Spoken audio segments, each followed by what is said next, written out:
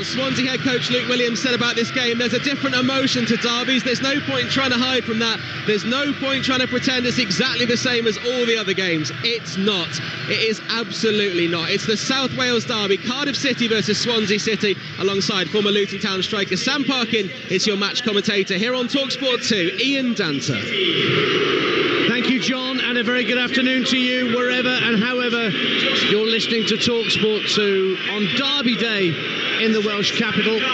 Nothing matters more to fans of these two clubs than to put one over on their bitter rivals, and this is the 119th time that Cardiff and Swansea have locked horns. They've met at every level in the league, including the Premier League just over a decade ago. But in the 11 successive championship meetings since 2019, it is Swansea who have the upper hand, winning 7 out of 11 played. We had just the first draw between these two since 2009, back in August, when Cardiff snatched a point through Callum Robinson's 79th minute equaliser at the Swansea.com stadium. The hosts are currently hovering just above the championship drop zone.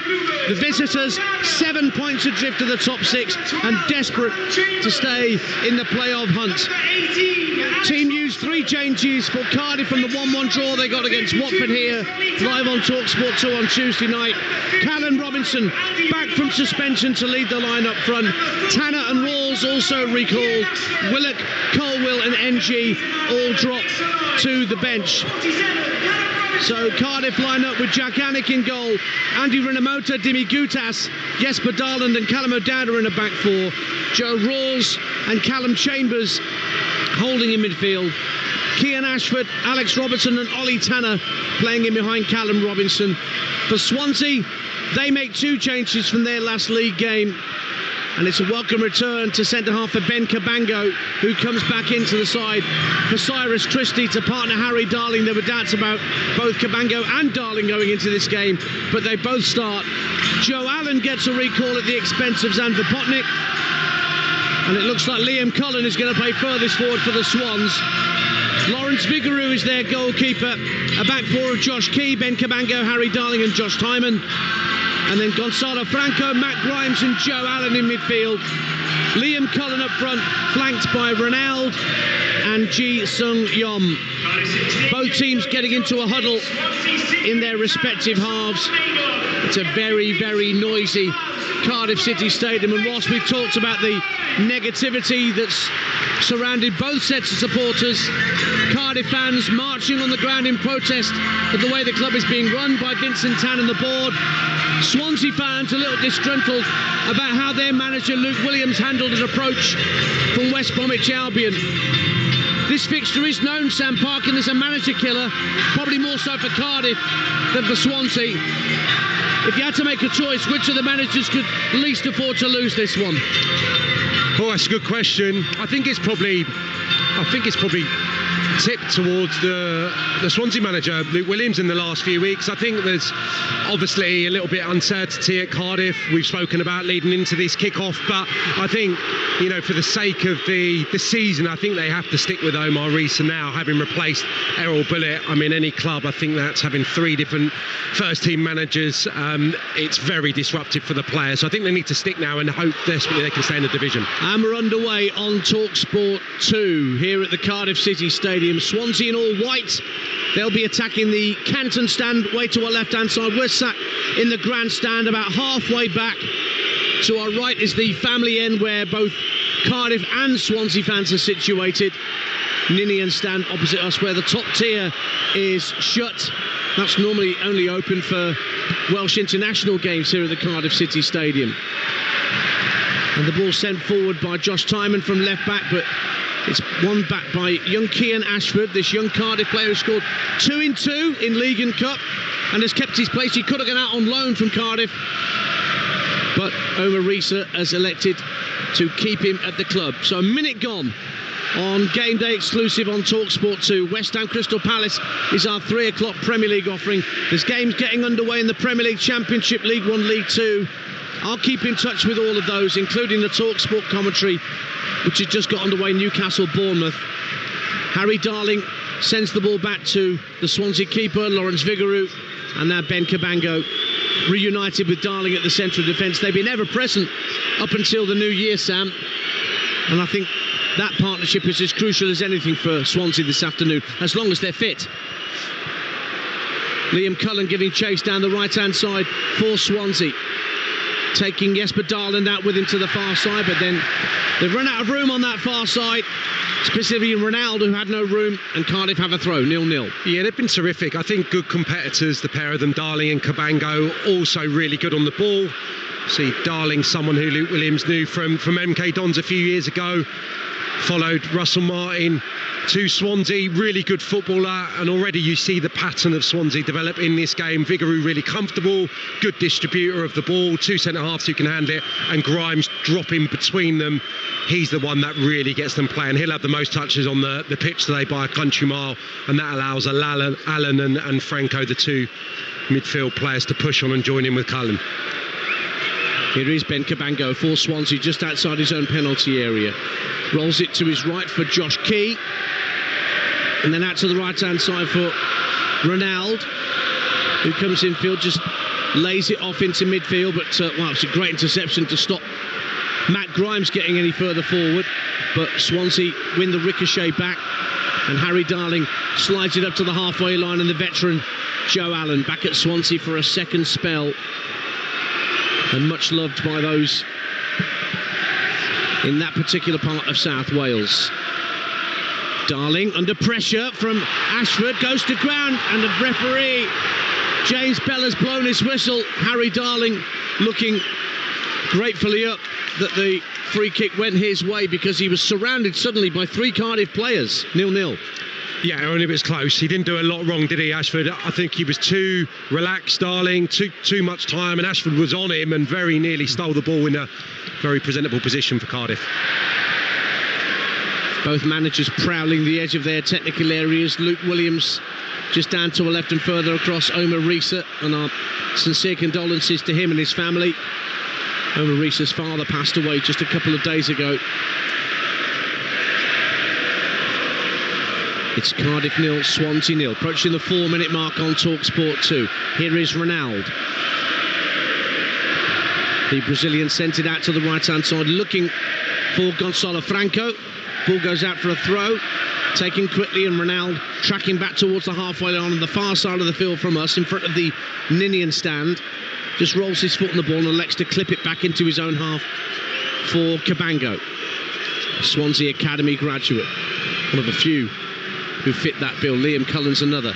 Ji Sung-yeon, the South Korean, hugging this left-hand touchline, tries to get past Ashford, and Ashford has actually won a throw off Ji Sung-yeon, who didn't believe the ball touched him last, but that's what the referee's call is all about. 4.5 gone on Talksport 2, and I hope the noise is coming across to you wherever and however you're listening to Talksport. It's good and bright and noisy here at the Cardiff City Stadium. Yeah, Cardiff just sitting in their shape as we probably would have anticipated. One of the tactical quirks of Swansea is the two fullbacks kind of tucking in, so it's a question of who's going to pick them up, really. The wide players of Cardiff, are they going to do it? Is it going to be a central midfield player? Franco looking for Josh Key for Swansea down the right-hand side of the area, held up by Chambers. Now Ronaldo on the right wing, almost level with the edge of the penalty area, gives it back to Key. Key tucks it infield to Franco, and back outside to Ronaldo, who tries to jink past his man on the right-hand side, but O'Dowda, and I think it was Tanner on that far side, dealt with him well, and the cheers you can hear accompany a Cardiff throw awarded on the far side. 5 minutes gone, 0-0. Yeah, a bit scrappy, probably as everyone would have anticipated. I think the nice thing about these games, Dan, is you get such a contrast between the teams, and this has probably been for a decade or so. Cardiff will just be content to be a complete counter-attacking threat today. They're not going to be bothered about having the ball. They're going to allow Swansea to have it, to wait for those opportunities to go and press aggressively and try and nick it, as we nearly saw through Ashford on Darling a few moments ago. And Swansea, yes, they'll have all the possession, but we know that at any level of football, that doesn't win games. They need to convert that into opportunities on Cardiff's goal. Will they be able to do it, or will Cardiff prevail with their solid defensive shape?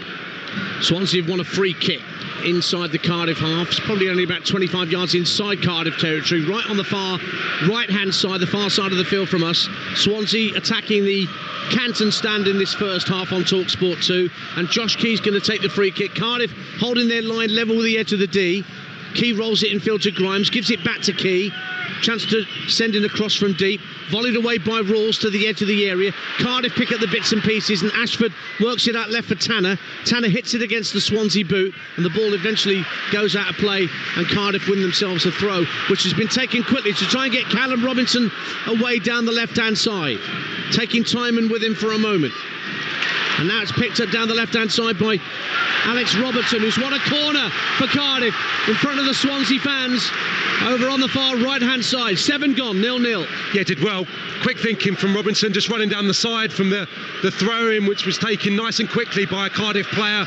Robertson joining in as Robinson recycled possession for his side, and set-piece opportunity where Cardiff are always going to be a threat. Where Robertson will have it, a right-footed in-swinger where the family stand meets the Ninian stand, right underneath the crossbar, punched away, two-fisted by Vigouroux, helped further clear by Ji Sung-yom, but across comes Rinomota.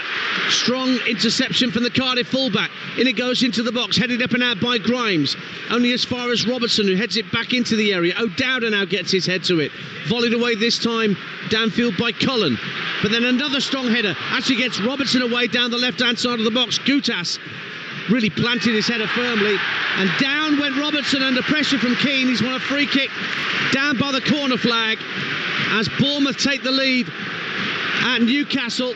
Justin Kluivert makes it Newcastle 0, Bournemouth 1 in the Talksport game in the moment. In fact, it's Joe Allen, forgive me, that brought down Robertson. Free kick Cardiff, all the same, 0-0. Yeah, and how naive, Dance. I mean, how many times has he been in that type of situation in a ferocious atmosphere like this, Joe Allen? You'd expect him to make the right decision there, but steamed in. Robertson was going nowhere, and he's given away a free kick in a real dangerous position for the home side. And Robertson has got unbelievable delivery. We just saw an example of that previously. The ball struck just underneath Vigouroux's crossbar. He was able to repel the danger, but he has got a brilliant right foot and real quality. So the Aussie with this free kick, almost like a short corner this, where it's been placed for Cardiff City again at the family stand end, but the referee James Bell just wants a word with a few players pushing and shoving around the penalty spot. So Bournemouth lead at Newcastle. Remember, Newcastle have won their last 9, but Bournemouth are 10 unbeaten. So 2 real informed sides there at St James's Park. Robertson's free kick into the near post, and it's deflected behind, and the referee says that's a goal kick. It came off a Cardiff shirt.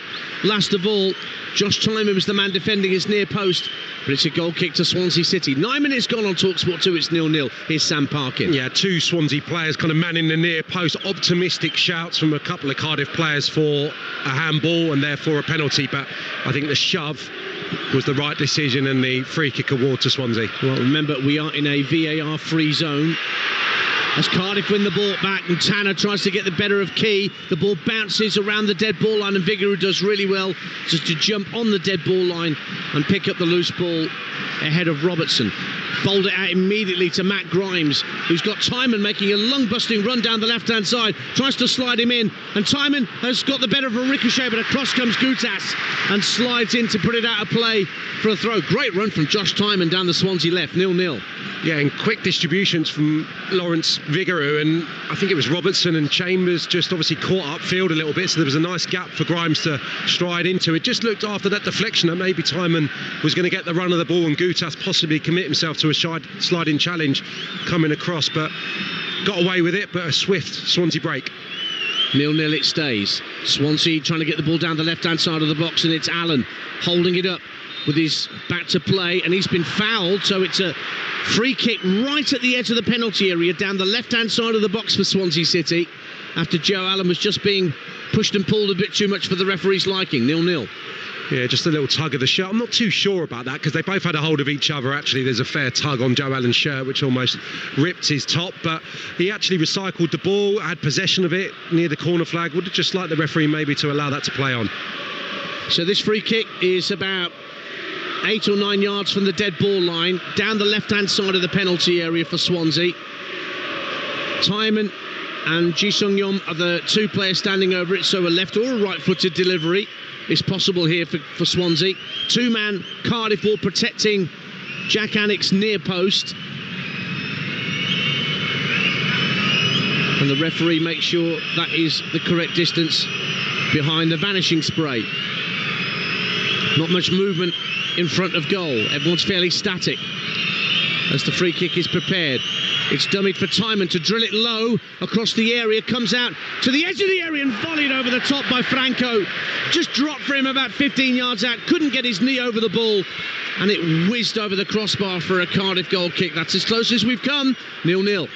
Yeah, clever set piece. I think it was Dowd who maybe got the first little block on, but it bounced nicely for Franco. Second phase, he's the quickest one to react, but just couldn't keep it down underneath the crossbar. First chance of the game.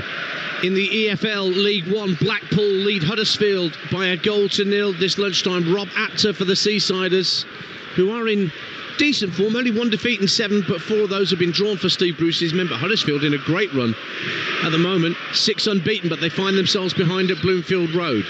Goalless here at the Cardiff City Stadium on Talksport 2. We've played 12 minutes in the Welsh capital. Flicked on by Robertson, almost getting Robinson in behind. Ball cleared by Swansea, but Gutas, who wins a lot of headers, wins 2 in succession in the centre circle, but the ball drops for Swansea just inside the Cardiff half, but well won back by Callum Chambers. I never knew he was a central midfielder, but he's taken to it like a duck to water, Sam Parker. He's won a free kick for his team via a foul on Robinson. Having seen him so much for Arsenal Villa as a centre half, he looks a natural as a defensive midfielder. Yeah, lovely feet there in a congested area, manipulated it beautifully into Robertson. I thought there was going to be a strong challenge surely coming in there as the ball bounced around in the midfield area, but Chambers tidied it up. Lovely little bit of play. Harry Darling in possession for Swansea. 13 minutes gone. You're listening to Talksport 2. You're home of the EFL. And we've got more commentary from the EFL Championship for you tomorrow. We brought you Burnley-Sunderland last night with the 2 missed penalties that ended 0-0 at Turf Moor.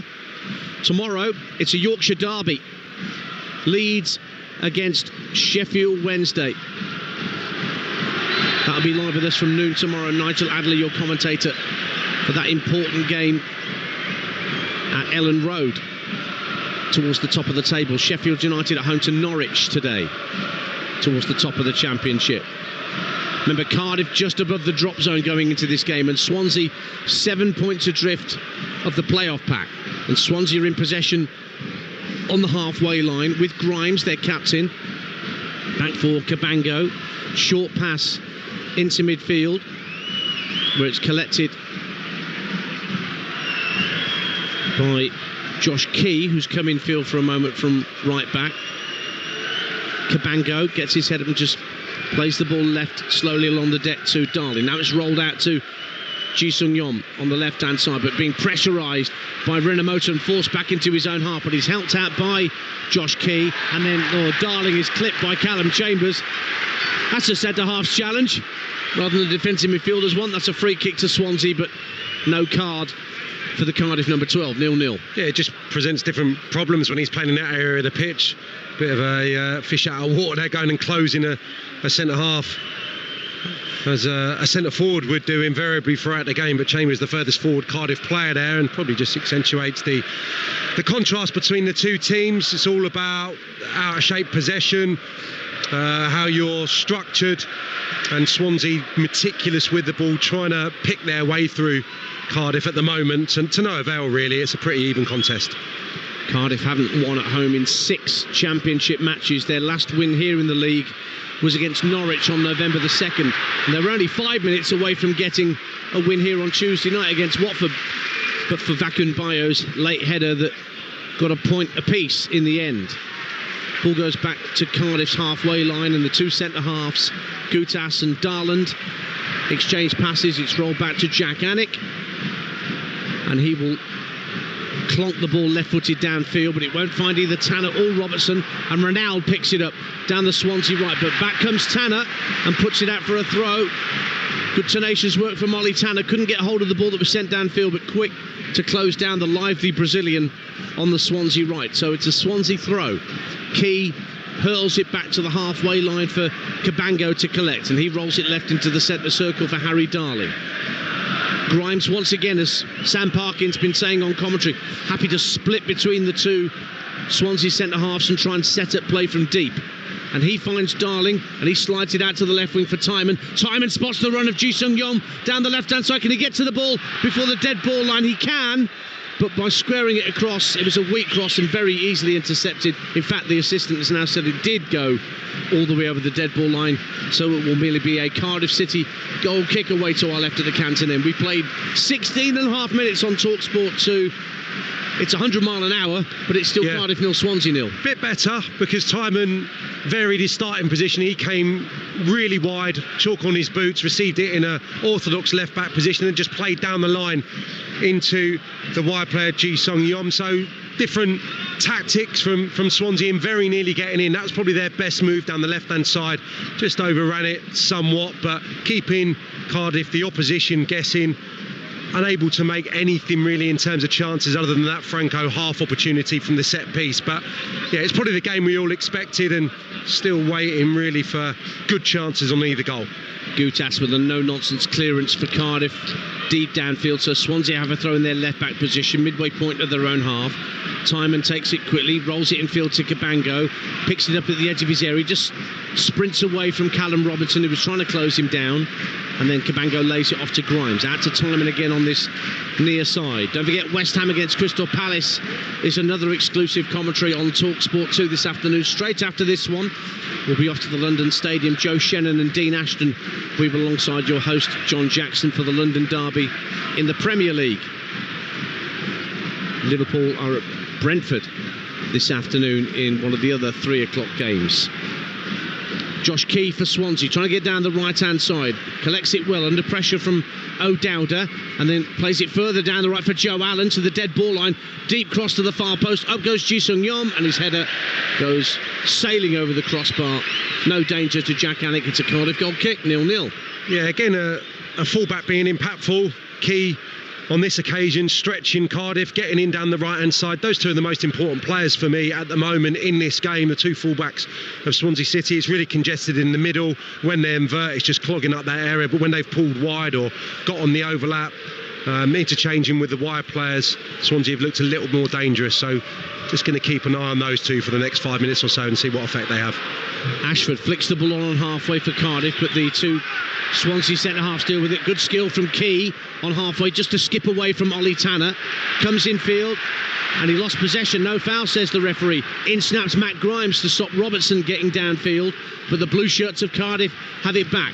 And now they're trying to release Ashford down the right-hand side. Lovely ball, and Ashford's got in behind Timon. Out comes Vigouroux, though, to the edge of his area. Good starting position from the Swansea keeper, and he collected it with no real danger of Ashford getting there before him. 0-0. Well, it's a brilliant ball, and the idea was the right one, to take the touch as he was moving, because he had the momentum up against Josh Timon. He was just too heavy with the touch. Initially Vigouroux didn't come, but then rightly came out and was able to clean up, no problem at all for Swansea. But you would say maybe Cardiff's best moment, little change of play, little diagonal from Rules to Ashford, the man in form, very nearly getting in. Joe Rules, who's now played over 400 games for Cardiff City. So you've got 2 real veterans out there in the midfield for both these sides. Rules for Cardiff, Allen for Swansea. 0-0, 19 gone. Yom for Swansea, gets to the byline left-hand side, very deep cross. Can Ronald head it back across? No, that was well defended by Callum O'Dowda. But Josh Key will pick up the loose ball for the visitors and come in field, just lays it back to the halfway line, and Cabango, short pass back into Key, has to chip it back to Grimes in the centre circle, knowing he was under pressure from Alex Robertson. And now Ronald again, quick-footed on the right-hand side. Wasn't the best pass to him, but he dealt with it well enough. And now Franco and Key exchanging passes just over the halfway line. And as you've said, Sam Parkin, they're happy, Cardiff, to let Swansea have the ball. Try and play through us. Yeah, absolutely. And then they have to have that thrust, I think, in particular through the wide players. The problem for both sides, and it's going to be a continuation of this throughout the season, is there's no real focal point. Either side haven't got the physicality in the front line. They haven't got the size unless you're looking towards the bench in the latter stage of the game. So both goalkeepers are kicking wide to the wide players to go and compete aerially, or it's going to be played short, especially where Swansea are concerned, to try and progress the ball up through the thirds on the deck. So neither side got the option of being anything but what they are. Counter-attacking wide areas, Cardiff. Swansea meticulous through the thirds. I think O'Dowda's got a problem, hamstring. Yeah, when he rose for that header to keep the ball away from Ronald on that cross from the left-hand side, I think he might have tweaked something in his leg. He's just stretching at the edge of his own penalty area, whilst Swansea have a throw-in. That's the voice of Sam Parkin, by the way, that you can hear alongside me, Ian Danta, Sam, former EFL striker with the likes of Luton Town and Swindon, here in the Championship on your home of the EFL, Talksport 2. 21 minutes gone at the Cardiff City Stadium, no goals and no real gilt-edged opportunities yet, but now Swansea have won a free kick 30 yards out as Rinomhota, who was tracking Ji-Sung-Yum in field, just clipped him, and it's a free kick to the visitors, 0-0. Yeah, and they're the two players really, O'Dowda and Rinomhota. They've got their hands full at the moment with the fullbacks joining in and the wide players. Yom looks like he's got a little bit of a taste for it this afternoon, looks like a bright player, technically very good. And Rinomhota's had a few problems with him in recent minutes. Looks like that'll be the end of O'Dowda's afternoon, surely. Getting treatment now, he's sitting down, so there's a delay in proceedings here. It gives me a chance to remind you that not only is there live football on Talksport 2 today with this game and then West Ham against Crystal Palace at 3, but we've also got live NFL across the weekend. 2 wins away, everybody, from Super Bowl 59 in New Orleans, and 3 out of the 4 divisional games are live exclusively this weekend, starting tonight with the Houston Texans at the Kansas City Chiefs at 21:30. I'm sure Taylor will be there, or Tay-Tay, she'll turn up. Followed by the Washington Commanders at the Detroit Lions at 1 a.m. And then tomorrow night, possibly the game of the season in the NFL, as the 2 best quarterbacks in the NFL go head-to-head, Josh Allen and Lamar Jackson. Buffalo Bills hosting the Baltimore Ravens. That's 11 o'clock Sunday night on Talksport 2. So O'Dowda is still down, getting treatment. There are players being readied. I'm just looking to see who it is. It's going to, Joel Bagan is an obvious. It is going to be Joel Bagan that's going to come on. Fairly obvious replacement, Sam Parkin, like for Callum O'Dowda, who is walking off the field unaided, but his race is clearly run, 0-0.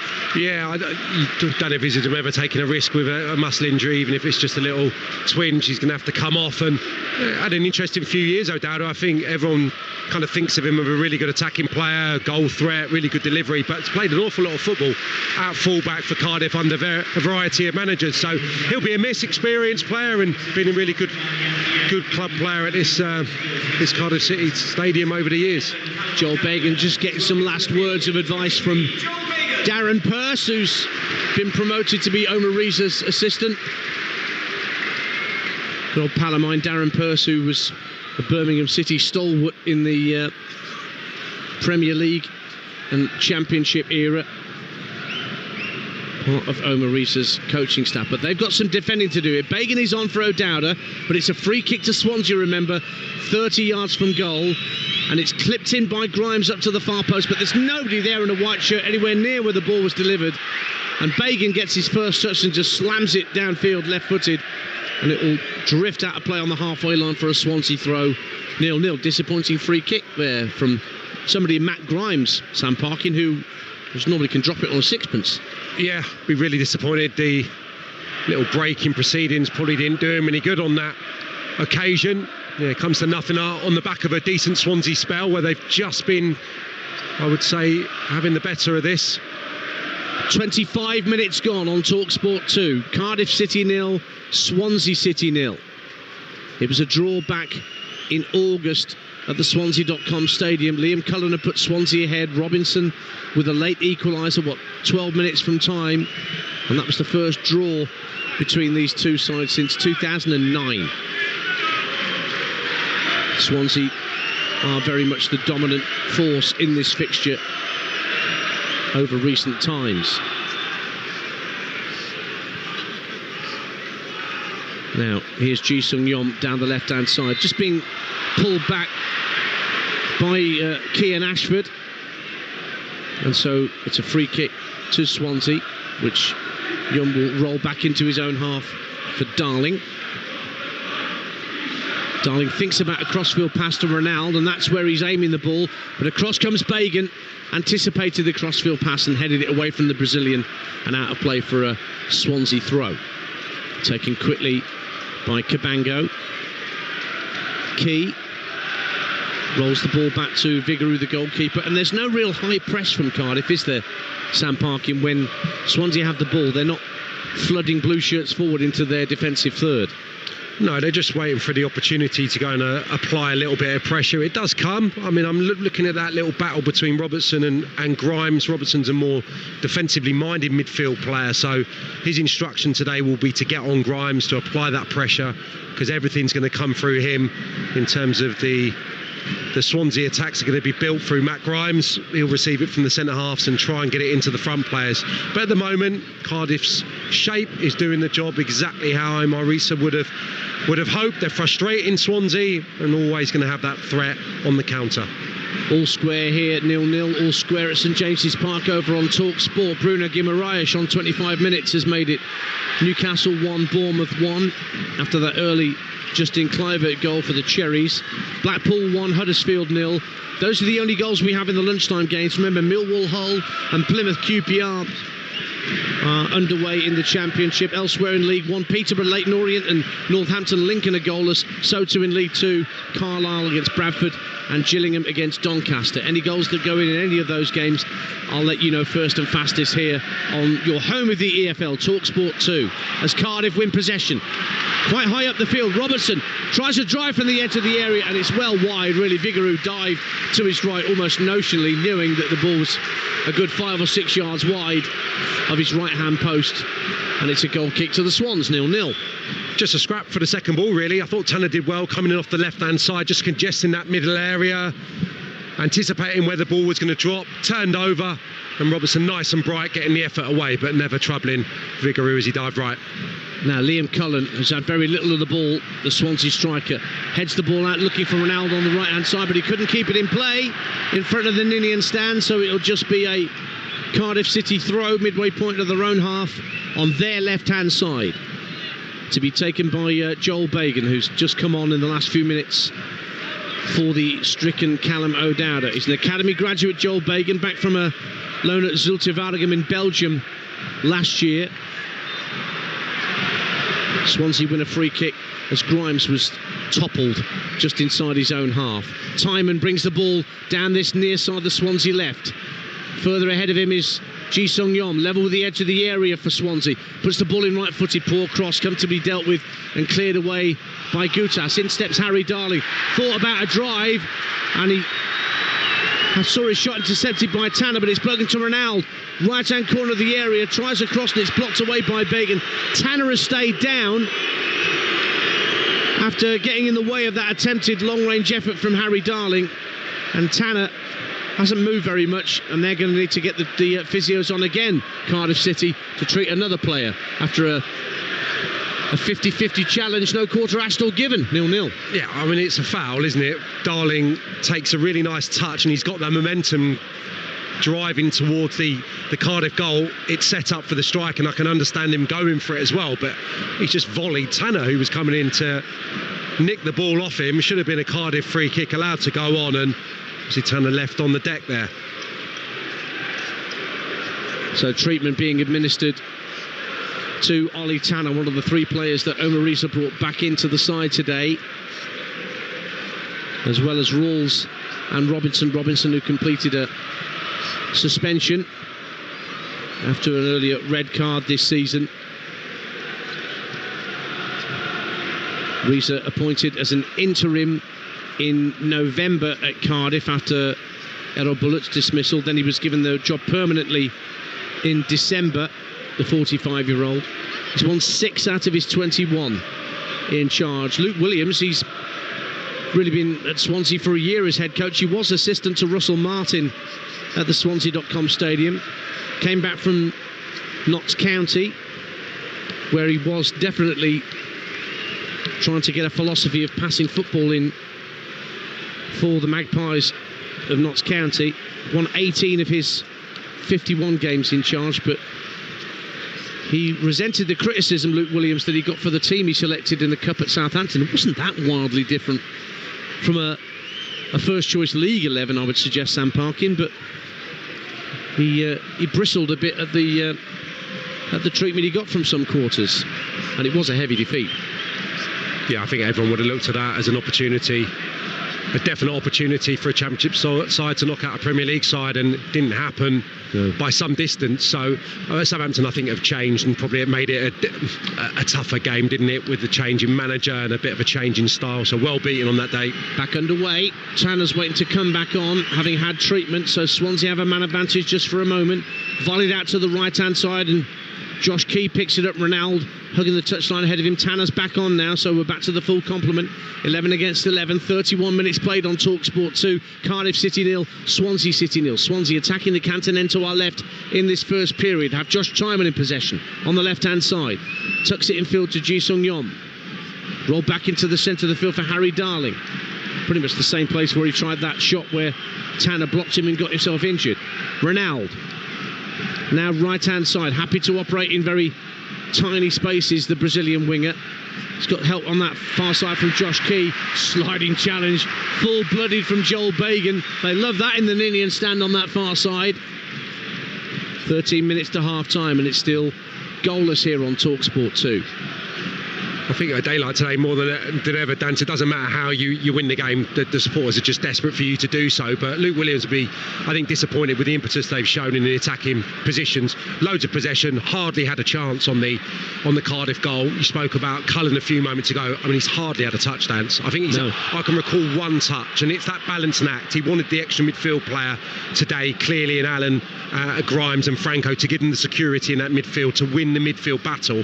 But the flip side, they've got no presence in the front line. He's not going to win a header. He's not going to hold it up against two physical centre-halves. Playing as a 10, he's been really affecting games recently. Yeah. Vipotnik coming in, who's more physical, that would give them that, but then you'd lose the midfield shape and you'd lose that strength that he's got in that area. So it's a difficult job as a manager, but certainly they're not doing enough going towards Cardiff's goal at the moment. 0-0, Swansea coming forward. Ji Sung-yeon from the left-hand side. The cross is very easy for Jack Annett to collect in front of goal. No danger, no Swansea player running in at him.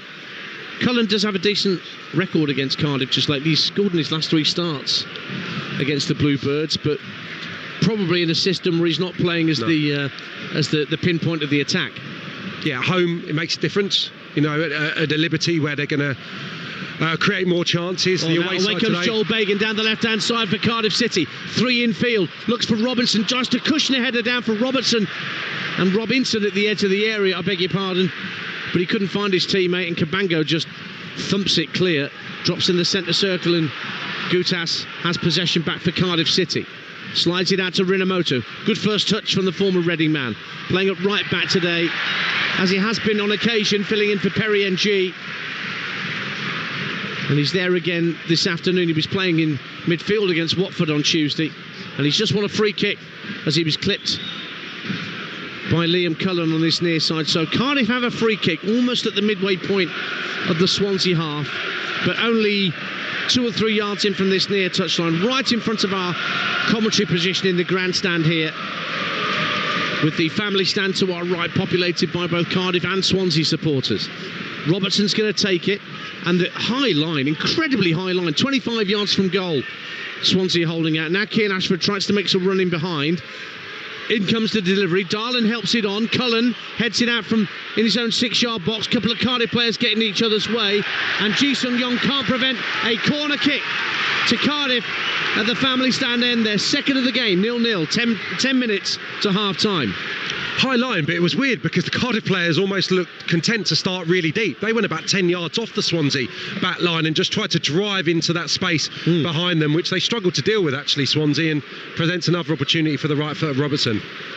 Right-footed outswinger to come. There's a clutch of players in both blue and white around the penalty spot. It's hit in low to the near post, turned across the face of goal by Gutas, and then volleyed over by Chambers as it dropped for him 12 yards out on the left-hand side of the area. Again, couldn't get his knee over the ball and keep it down, much like that chance for Franco earlier. It fizzed over the crossbar, and it's a Swansea goal kick, 0-0. You love seeing that, a stadium bemoaning the lack of quality in a set piece because it was flat, it was towards the near post. All of a sudden, Gutas reacted smartly and nearly turned it into a brilliant corner kick, helping it towards the far post, and Chambers, similar to Franco at the opposite end, actually dancing able to... Robertson dispossesses Darling, rolls it forward looking for Robinson, but hit too early, and Robinson hadn't anticipated the pass, but Swansea only got it half clear. Chambers is fouled by Allen, and Cardiff have another free kick and another chance to swing the ball into the Swansea box, albeit from a deeper position this time. 9 minutes to half-time. 0-0 it stays on your home of the EFL Talksport 2.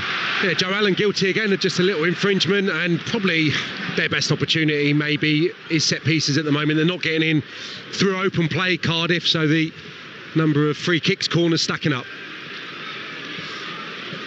So Robertson again. Robertson and Robinson. I knew they'd do my head in. In comes the free kick from Robertson.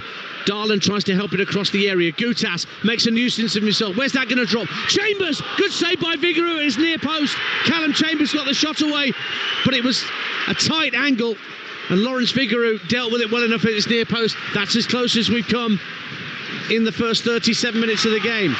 And Cardiff won it back on halfway. Chip forward looking for the run of Ashford. He'll pick it up on this right wing, up against Timon. Goes up against him to the dead ball line. Good ball into the box, headed up in the air. Where's that going to drop? And Vigouroux comes off his goal line and catches it. And it stays 0-0, but a bit more for the Cardiff fans to get excited about here. 0-0. Yeah, another mistake from Joe Allen actually from the set piece, the second phase. He just wasn't sure of his bearings there and just allowed it to run across him. Bagan getting the effort away, and then really good play from Ashford. As soon as he takes receipt of it on the right hand side, I'm just saying, get Timon in the box, be direct, and he actually dug out a brilliant delivery as well. Well defended by Franco. So Callum Chambers with the best effort of the half so far for Cardiff. Gillingham 0, Doncaster Rovers 1 in League 2. Luke Molyneux puts Donny ahead at the Priestfield. 3 straight defeats for Gillingham, starting the day in 14th. Doncaster in the playoff positions in 7th. 0-0 here at the Cardiff City Stadium. Swansea have possession. Now there's a high press from Cardiff as Cabango clears his lines up to halfway. Little flick on from Cullen, finds Ronald, who's just got in behind Bagan for a moment, but Gutas goes across to that far side to close down the space. Ronald just jinking for position, knocks it in field and gives it back to Franco. Now Ronald again, level with the edge of the area, shows too much of that to Tanner, but it is a throw to Swansea on their right hand side. They thought about taking it quickly, but now Josh Key being a bit more measured about when he sends the ball back into play. Gets it back from Ronald and just lifts it down the right side of the box. Franco got a bit of space. Out goes Darland, and it deflects off Darland for a corner kick as Franco sent the ball in. Swansea's first corner of the game, and we're in the 39th minute, 0-0. Yeah, built it nicely down the right hand side. Ronald, Franco, meticulous. An opportunity earlier in the move from Ronald to put it in, turned down, but Franco winning his side a corner, and we'll see what they got up their sleeve. So Timon's going to take the corner, left-footed in-swinger for Swansea. Of course, the two centre-halves are up from the back. Cabango and Darling will be obvious targets. Cullen's made a run along the dead ball line for a short corner option, but he's not going to be used, especially now he's been spotted by Robertson. Cullen trots back deep into the penalty area, goes to the far post now. In it comes from Timon to the far post, looking for Cullen, heads it across the face of goal and headed clear by Rinomota. Comes out to Matt Grimes, who elects not to shoot but steers it out to the right hand side, and Timon deep ball in from that left hand side under the crossbar, well claimed by Anik, and he bowls it out over arm, and he will find Callum Chambers, who keeps it in play on this near side, tucks it neatly in field to Rinomota. Rinomota spots Bagan in a bit of space, getting over the halfway line, left hand side for Cardiff, flicks it out left hand side, kept in play by Callum Robinson. Robinson being shepherded by Ronald, does well Callum Robinson, lays it back in field to Robertson in the centre of the Swansea half. Now Chambers knocks it back to Darland. Good possession football from Cardiff City. 5 minutes to half time, 0-0. Rinomota lifts it down the right hand side. Tanner just gets there ahead of Josh Key, rolls it in field. Where's that going to drop? It drops for Key and Ashford. Good quick feet from him. Out to the left wing, and Bagan tries to put the ball in. It's blocked by Ronald. Poor clearance from Cullen. Only drops for Jesper Darland. Now Chambers finds Gutas by the centre circle. Out to this near side, the Cardiff right, and Rinomota looks down the right hand side for Robertson, but Key got a foot in.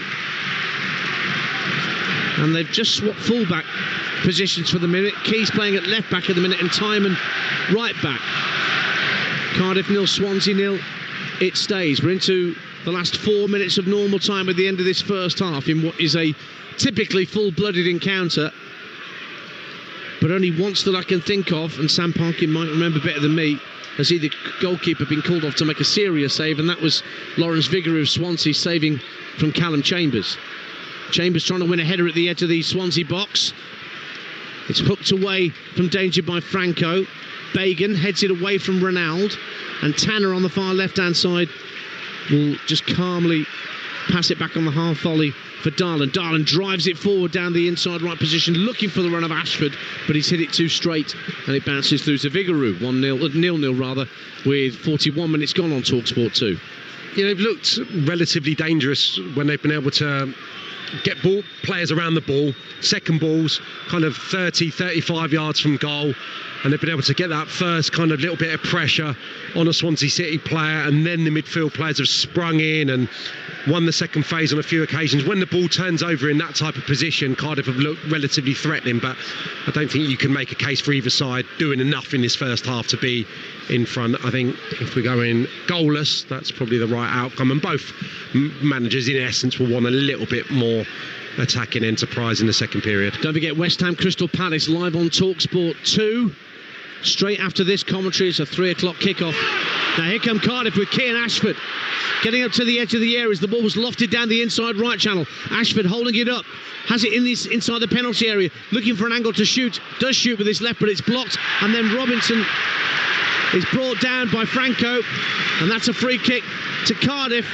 They're getting closer with these free kicks. This one's more like 35 yards out from goal after Robertson was clipped by Gonzalo Franco. 0-0. Yeah, it's going to be a cross for either Robertson or the left foot of Joe Rawls, but maybe Callum Robinson's best moment there, getting hold of the ball, central area, and just turning it down the side for Ashford. Initially you think he's in business, but I thought Timon defended that brilliantly, matched him athletically, and then clever with his position, able to nick the ball away. Well, you can see why Omar Rees has elected to keep Ashford at the club and not sent him out on loan. He's championship level to me,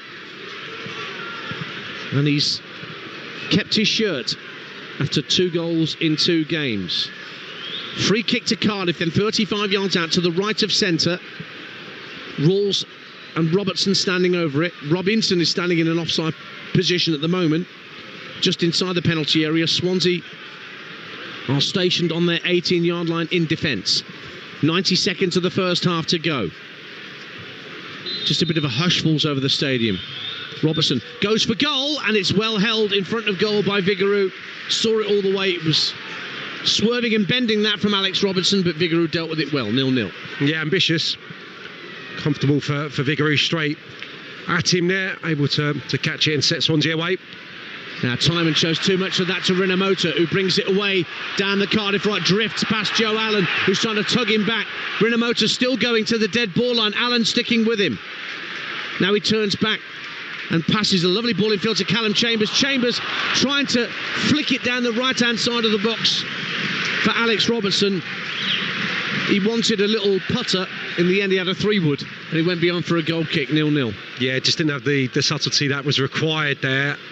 Again, it's not a position he's probably found himself in an attacking midfield role, kind of the last little bit, knitting it together with the centre forwards, trying to create a chance. So a little bit heavy, and it comes to nothing. But he's done well defensively in the midfield, and that first little bit when he can see the whole picture in front of him, his array of passing's been nice, but not on that occasion.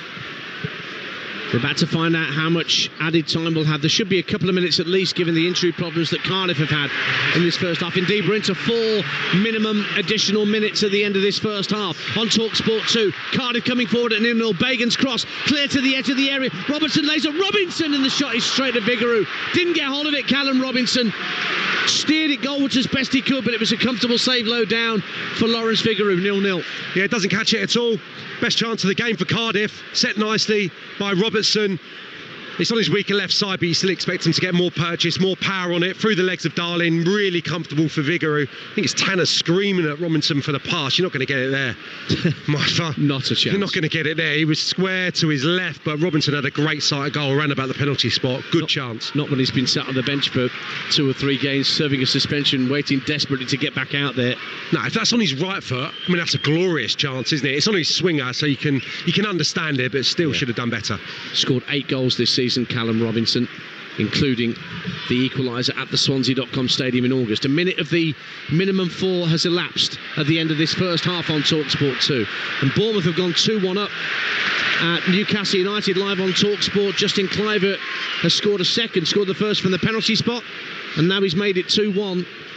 What a run Andoni Iraola's side are on, 10 unbeaten. We talk about Newcastle, 9 wins in a row and looking for a 10th, which I think would be historic for that club. But how Bournemouth love to upset the apple cart. Yeah, he's put together a brilliant team. He's a brilliant coach. I think we saw that. And he's got no striker at the minute because he's got Unal out, he's got Evan Nilsson out. Yeah, what he's done is they have recruited a number of players in that front line that are really versatile, that can play anywhere across the front line, number 10, so I think he can shuffle the pack. Someone like Semenyo, what a season he's had as well. Yeah, well, brilliant. I didn't know he had it in him as a Premier League player. I thought he was a good Championship player with Bristol City, but... Oh, absolutely, I'd agree with that, yeah. You never know, do you? Very much enjoying himself at the top level. 0-0 here at the Cardiff City Stadium. Cardiff win it back. Alex Robertson driving forward, has Robinson out on the left wing. Robinson just trying to skip past Ben Cabango. Cabango does well, but in comes the cross from Robinson over the head of Ashford. Headed away for Swansea by Ji-Sung-Yeon, but Cardiff hunting in packs to win it back. But then there's a foul by Callum Robinson as he tried to barrel his way through the midfield up to the edge of the area, and Swansea can clear their lines with a free kick. 2.5 minutes of added time have gone. 4 were added on. It's Cardiff 0, Swansea 0. That's when they've looked really dangerous, Dan. When the ball's broken, they've had pressure on the first ball, and then the midfield players, Chambers and Rules, have jumped and gone really aggressively and won that second ball, and it's amounted to difficulty for Swansea and opportunities for Cardiff. I thought that was a little soft there, the decision going against Callum Chambers. I would suggest Cardiff probably don't want to hear the half-time whistle there, because they're in the ascendancy all of a sudden. They have been growing in confidence as the half has gone on, but it stays goalless. A minute of added time to play. Lovely crossfield ball, picks out Ji-Sung-Yeon for Swansea, up to the left-hand corner of the box to try to flick it in field, but Dimi Gutas, with a typically no-nonsense clearance from him, when he hits the ball it stays hit. Dimitrios Gutas, I think he's a bit of a cult hero here at Cardiff City, isn't he, the centre-half? They love him here. Into his second year after his move from Sivasspor. Got 4 goals last season. Hasn't scored so far this campaign for Cardiff. Throw in for Swansea. Tucked in field by Ji-Sung-Yeon, who's stayed down after a challenge. No foul, says the referee, James Bell. And away come Cardiff, trying to set Tanner away. Ball headed in field. Still Ji-Sung-Yeon is down. Callum Robinson runs into Cabango, then wins the ball back, and Cabango tugs back at the shirt of Callum Robinson, and Cardiff will have a free kick midway point of the Swansea half to end the half, but not before Ji-Sung-Yeon has had some treatment, as he is still lying on the turf after the challenge he had earlier. 0-0. And as usual, the South Wales derby is fairly full-blooded. Was that a yellow card for Matt Grimes there? For a bit of chat back to the referee. I mean, Rawls collided with Ji-Sung-Yeon. It was right into the ribcage of the South Korean. But the referee allowed play to continue, and Ji-Sung-Yeon is still down getting treatment. We'll be checking in with John Jackson and Joe Shannon and Dean Ashton at half-time. They're all at the London Stadium today for the London Derby. West Ham United against Crystal Palace. Graham Potter got a win in his first game in charge in the Premier League against Fulham, so another London Derby rolls round for him straight away as Ji-Sung-Yeon gets treatment. We should mention Romain Esse. Looks like he's heading to Crystal Palace from Millwall. So they've got Eze and Esse in the Palace squad. It's like Robinson and Robertson here. It's just not fair on commentators, is it? Yeah, and he was there as well, wasn't he? Eberechi Eze. He was. Millwall, some time ago now. Yeah, really exciting player. enjoyed watching him this season. He's been a big success at Millwall, their standout player, unquestionably, and Palace do that really well, don't they? I think looking in the Championship and acquiring talent. Look at Wharton last year. Well, it's proper scouting. Yeah. There's so much lazy scouting, in my opinion, that goes on. Where elite clubs suddenly realise a player's actually quite good once they've made a big money move elsewhere. Yeah, that's not scouting, that's cheating. Love him or loathe him, someone like, I remember Harry Maguire having that season for Sheffield United, wasn't it, all those years ago, and I thought he was prime for a top 6 side to go and get him, end up going to Hull City. It's like people say, Victor Gyökeres is a good player now, but did you not watch him at Coventry? Yeah. Have to wait till he goes to Sporting before he actually gets any notoriety. It's ridiculous. Free kick to Cardiff City at 0-0. Swung into the edge of the area, headed away by Grimes. Ji Sung-yeon is back on his feet, but the referee has blown the whistle for half-time. Honours even in the 119th South Wales derby, and chances at a premium without question. The best chance of the half came when Callum Chambers hit a snapshot from the left-hand side of the 6-yard box after a bit of confusion in the Swansea box, but it was well batted away by Lawrence Vigouroux in the Swansea goal.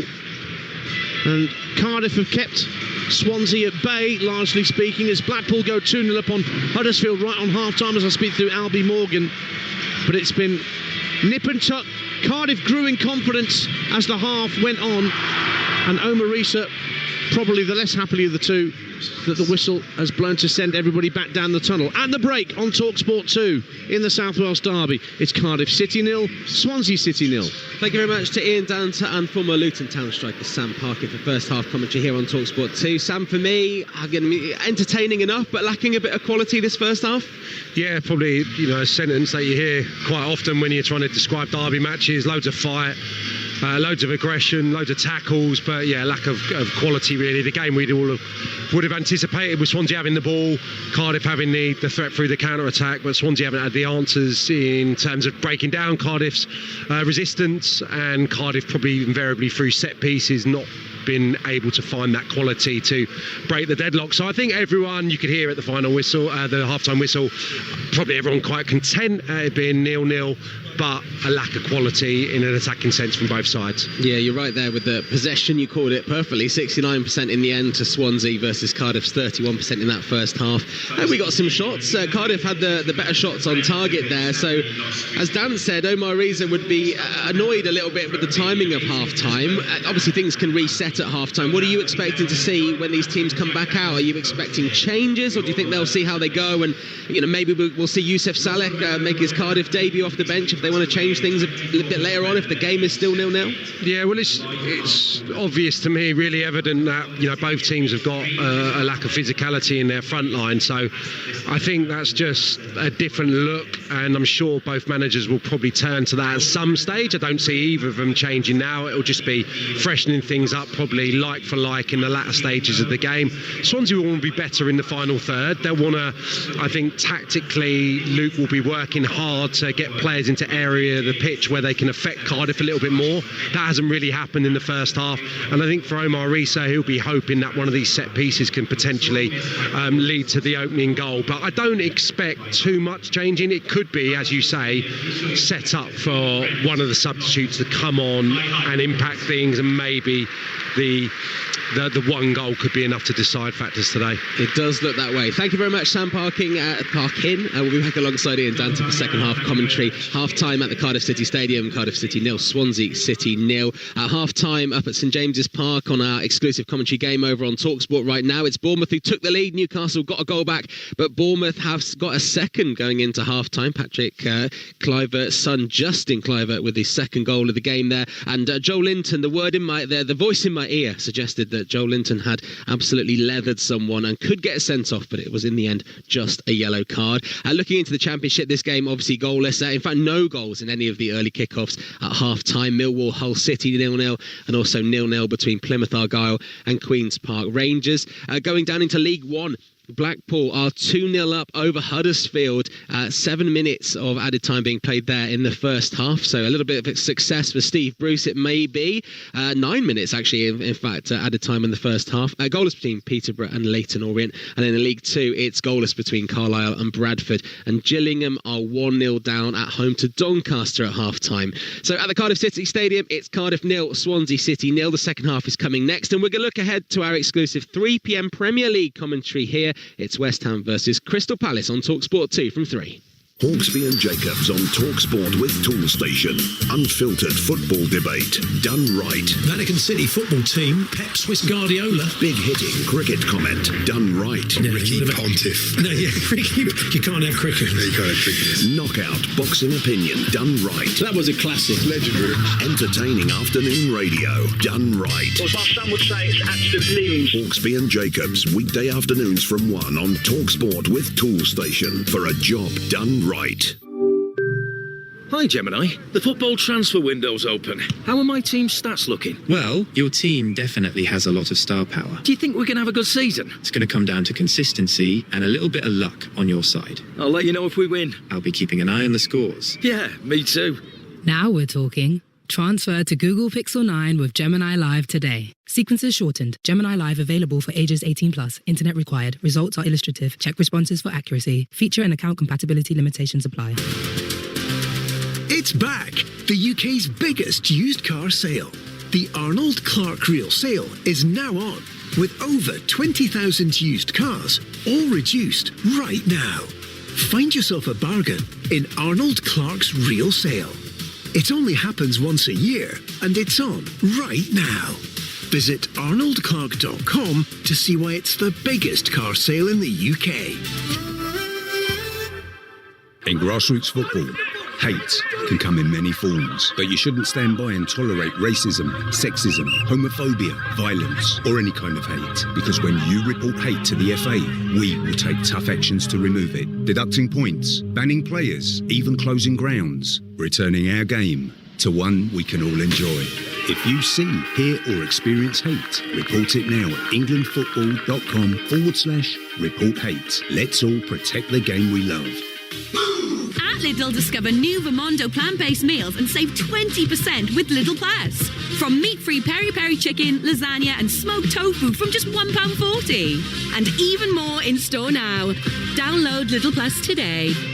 GB only, subject to availability. Offer ends 29th of January. Terms apply. See lidl.co.uk/LPTV. CEF. Ever wondered who we are? Well, we have over 400 branches across the UK and Ireland. We're online, in-app, and our CEF catalogue is your go-to for everything electrical. We have over 3,500 experts to help with any electrical queries, and we stock over 44,000 electrical products, from power tools and cables to renewables. So, if you didn't know who we are, you do now. CEF. Your electrical experts. Live European football on Talksport with Enterprise Rent-A-Car. Powered by passion. Absolutely first class. Fueled by fans. They're the best team in the world. Simple as. Delivered by the ultimate dream team. And he scored! Get unbeatable live commentary and expert coverage of the Champions League, the Europa League and the Conference League on Talksport with Enterprise Rent-A-Car. Whatever the mission, home or away, Enterprise helps over 120,000 people every day. Feel the power and the glory. Game day. And he scored, it's a brilliant goal! Fired up and raring to go. EFL Game Day Live On Talksport 2. To shoot edge of the D, he does! That's magnificent! Emerson into the top corner. Of course you want to attack and you want to play good football, but I think like life there needs to be some balance. Try and play the right way. He's calm, good coach. I think it works. You know, this season's done for West Ham. It's just, you know, get the points, stay in the Premier League and then start building for, you know, not just next season but the future. Wowee, West Ham 3, Fulham 2. Graham Potters wins his first Premier League game in charge at West Ham. No matter where you are, results are the best way to convince people that you're on the right path. Crystal Palace 15th unbeaten away in the Premier League since October. The ambition is always winning every single game, so it's nothing to raise the hands and run through London and wait for claps on the shoulder. Now it's you stay humble and work hard. Mateta's clear! Mateta!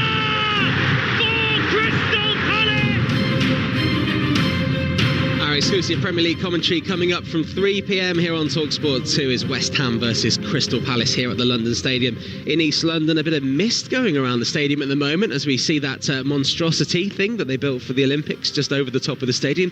The Orbiter, I think they turned it into some kind of slide at some point to try and make it worthwhile. But anyway, looks like something someone doodled and they ran with it. Anyway, on commentary will be Joe Shannon and someone who knows these parts very well, a former Hammer striker, Dean Ashton.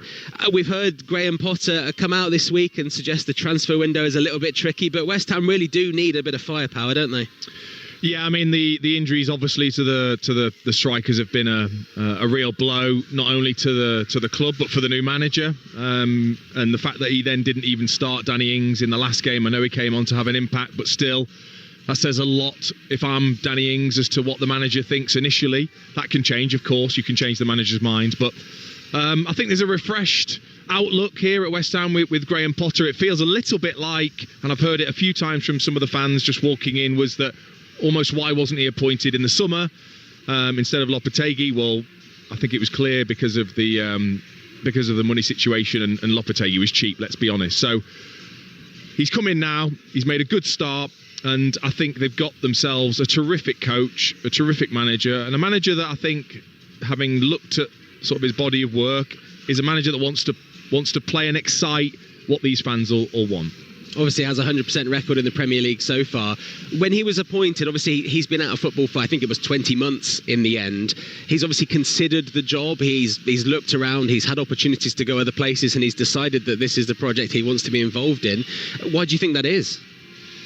I think he can see that there's been a real development of this club over the last 4 or 5 years, certainly under David Moyes, and where he was able to elevate the club to, and also be a club that's attracting very good players from around the world. And he would have noticed that, and I think in the background, I think there's possible potential for more influx of money given time. But I think more than anything, I think he'll really see it as an opportunity to prove to everyone that he is a terrific manager, that the Chelsea job was an anomaly in his career. And you only have to look at what he built at Brighton. You know, the way Brighton are seen now, and the football to Zerbi and now Hertzler, that's all been built by Potter. And you think of the players that he you think of Lewis Dunk, the way he's improved as a player into an international. Pascal Gross, another player that he developed, and there's many more you can go through, and that so much of that was Potter and almost been forgotten. And so, you know, there is somebody there that's able to build a side that's and the quote that I keep thinking about is the one that Pep Guardiola said, was this is the most promising English manager that we've got, and that he loves trying to take him on as a manager in the way that his teams like to play. It's going to be a difficult job, though, to turn this West Ham side into a side that can really excite, because I think defensively they might struggle still till the end of the season. He's obviously known for getting the most out of players. I mean, maybe you've got an opinion on this as well, Joe.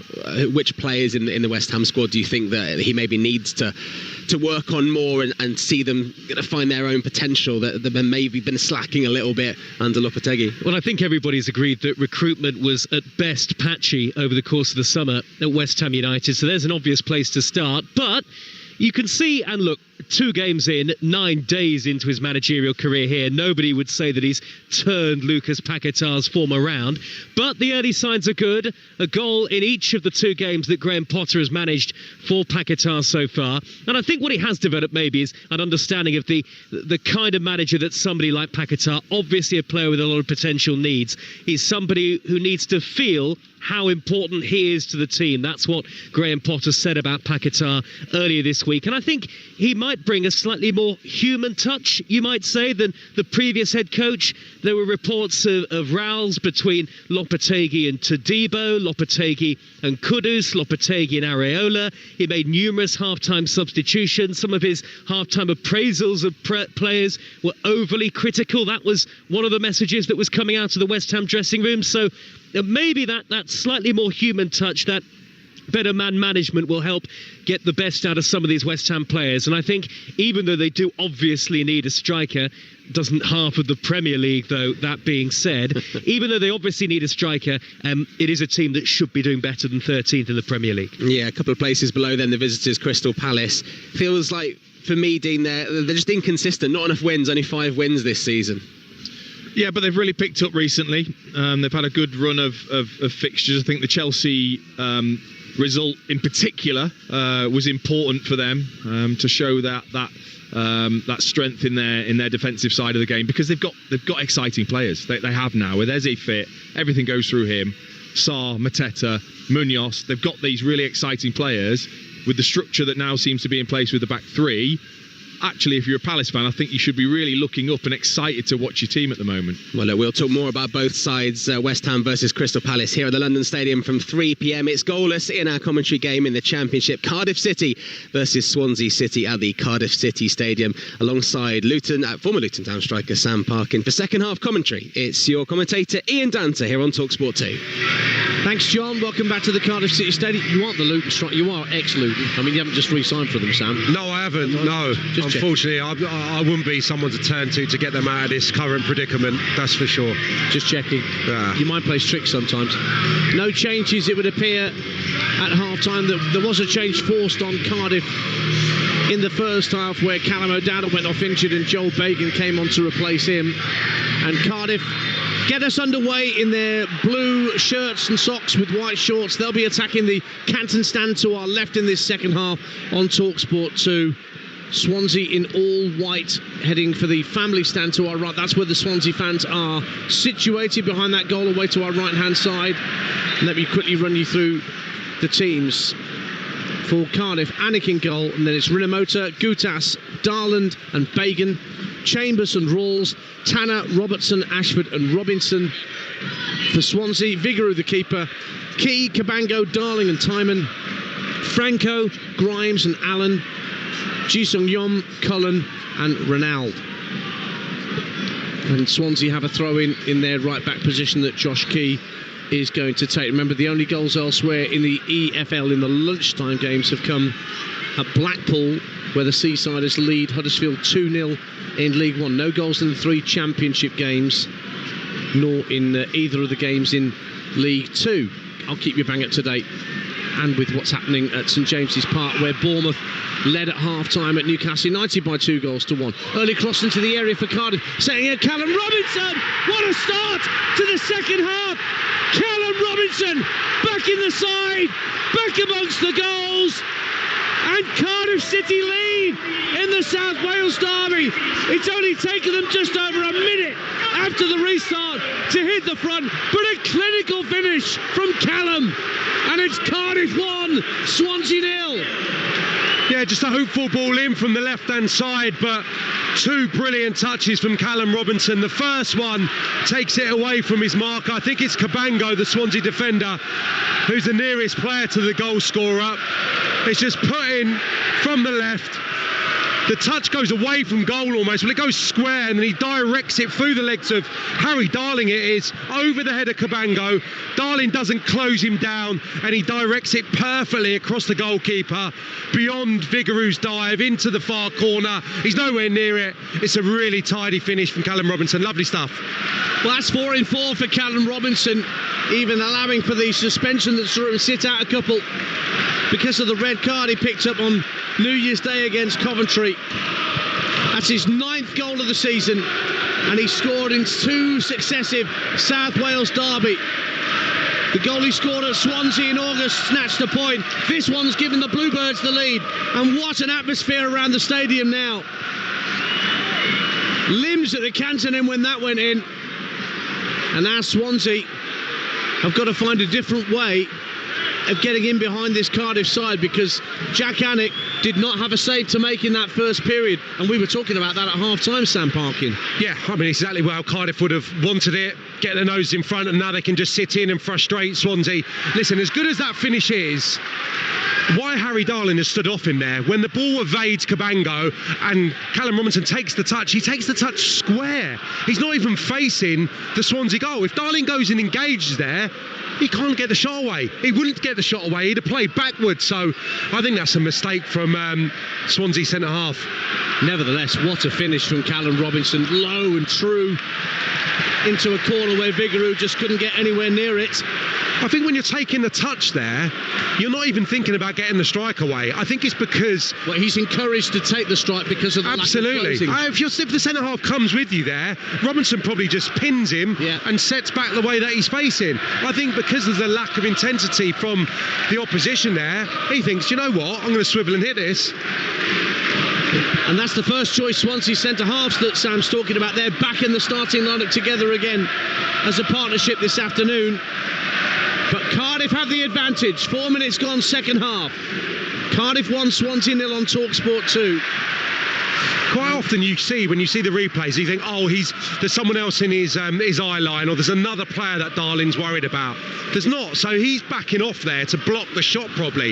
If he goes engaging it, he can block it, and that's what your goalkeeper's for there anyway. If the ball can get beyond you, that's what Lawrence Vigouroux is paid for, to make saves. So that's a real strange decision to back off there. Throw in from Bagan for Cardiff, hooked away by Grimes for Swansea. Darland's header in field almost breaks for Cullen. In slides Callum Chambers with a vital tackle on halfway. Now there's challenge between the two number 8s out there, Grimes and Rawls, and it comes the way of Cardiff City with the throw. And now most definitely no quarter being asked or given out there on either side. 1-0 to the Bluebirds. I think Cullen's unfortunate there. I thought maybe Chambers played the ball and then there's a little bit of follow through. I think he was maybe looking for it. Liam Cullen didn't get the decision he wanted from James Bell. The Swansea coaching staff in the ear of Sam Allison, the fourth official, down beneath us to our left-hand side. We're sat in the grandstand here at the Cardiff City Stadium. Cardiff attacking, the end to our left is Robinson again, the goal scorer. Tucks it out to the left wing and Ollie Tanner, but the offside flag's gone up against Callum Robinson. So it will be a free kick to Swansea City. As I mentioned, Swansea have had the upper hand in this derby. Swans have only lost one of their last 7 derby encounters. They've lost again to Robinson. He's made it 2. What on earth are Swansea playing at the back? Loose ball seized upon by Callum Robinson, and he scores again low into the same corner where he got the first, and Swansea are right up against it now. Cardiff City double their lead with 2 goals in 6 minutes from the left boot of Callum Robinson. Cardiff 2, Swansea 0. Some quizzical looks towards each other. The Swansea players out there. I think it's Timon with a loose pass, the left back who receives it. The cameras are honing in on Liam Cullen. I'm not sure he was the guilty party, but what it does do, it presents Robinson with half an opportunity, you'd say, in between the two centre-halves, has to take the strike quickly, and it's the accuracy once more. He doesn't catch it perfectly. They look to build through Grimes. Swansea City goes out to Timon on the left-hand side. He comes back square, and it's his pass that gets intercepted by Robinson, looking for Darling, and once more, it's not the cleanest of strikes. It's a carbon copy, really, in terms of the contact. Not perfect, but the direction just takes it beautifully into the corner, away from Vigouroux, and now it's a mountain to climb for the visitors. Just let the ball run across his body there, Callum Robinson, as the ball came in from his right-hand side.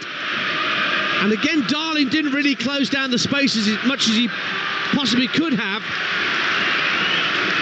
And now it's joy unconfined around 3/4 of this stadium. The Swansea fans away to our right in the family stand, fairly impassive. And Luke Williams is preparing a double change to try and get things back on track, because Cardiff, 2 goals in 6 minutes, have completely turned this game in their favour. Robinson now on a hat-trick, trying to fight for possession with Cabango. Swansea get it back, and there was a foul on Franco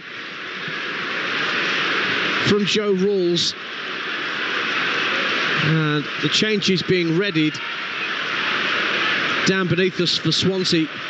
Florian Bianchini and Zan Vopotnik are the 2 players that Luke Williams is preparing to bring on here at the next break in play. 8 minutes gone in the second half. Cardiff 2, Swansea 0. in the South Wales derby. And fair play to Cardiff City, Sam Parkin, if I look at this as objectively as I can, because we were saying how much better they were getting as the first half went on. They've carried that on into this second period. Yeah, and in the first half, it felt like they had to work really hard for their opportunities. It was second balls, it was fight. They've actually shown a little bit of quality, the way the first goal's been crafted. And the second one, I mean, I had a go at him, didn't I, at the end of the first half, when he was on his swinger and had that presentable opportunity, which he didn't catch at all. Maybe he's got the old AirPods in, Callum Robinson, because he's just dispatched two on his left foot, on his weaker side, beautifully. Sorry, state of affairs, I think Joe Allen being replaced, because he's not really been at the races today, running back towards his own goal, having to do a lot of defensive work for his team. He's not been able to live with the energy of the Cardiff midfield three. So a double change for Swansea City in response to going 2-0 down in fairly short order. Off go Joe Allen and Ji Sung-yeon. On come Jan Vipotnik and Florian Bianchini. So Vipotnik, a tall central striker, scored 4 goals since a free transfer from Bordeaux in the summer. Bianchini joined in August from Bastia, former France under-19 attacking midfielder.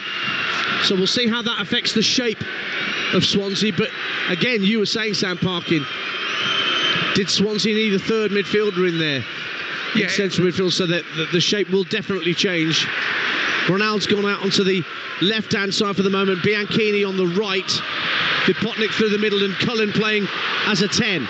Cardiff win it back on halfway and almost slid it through to Robinson again. But Darling will guide it back to his keeper. Makes it difficult for Vigouroux, who does clear it left-footed. And the ball's headed out of play for a throw. Goals elsewhere. Carlisle 0, Bradford 1 in League 2. Callum Kavanagh has got the opener for the Bantams, who are 5 unbeaten.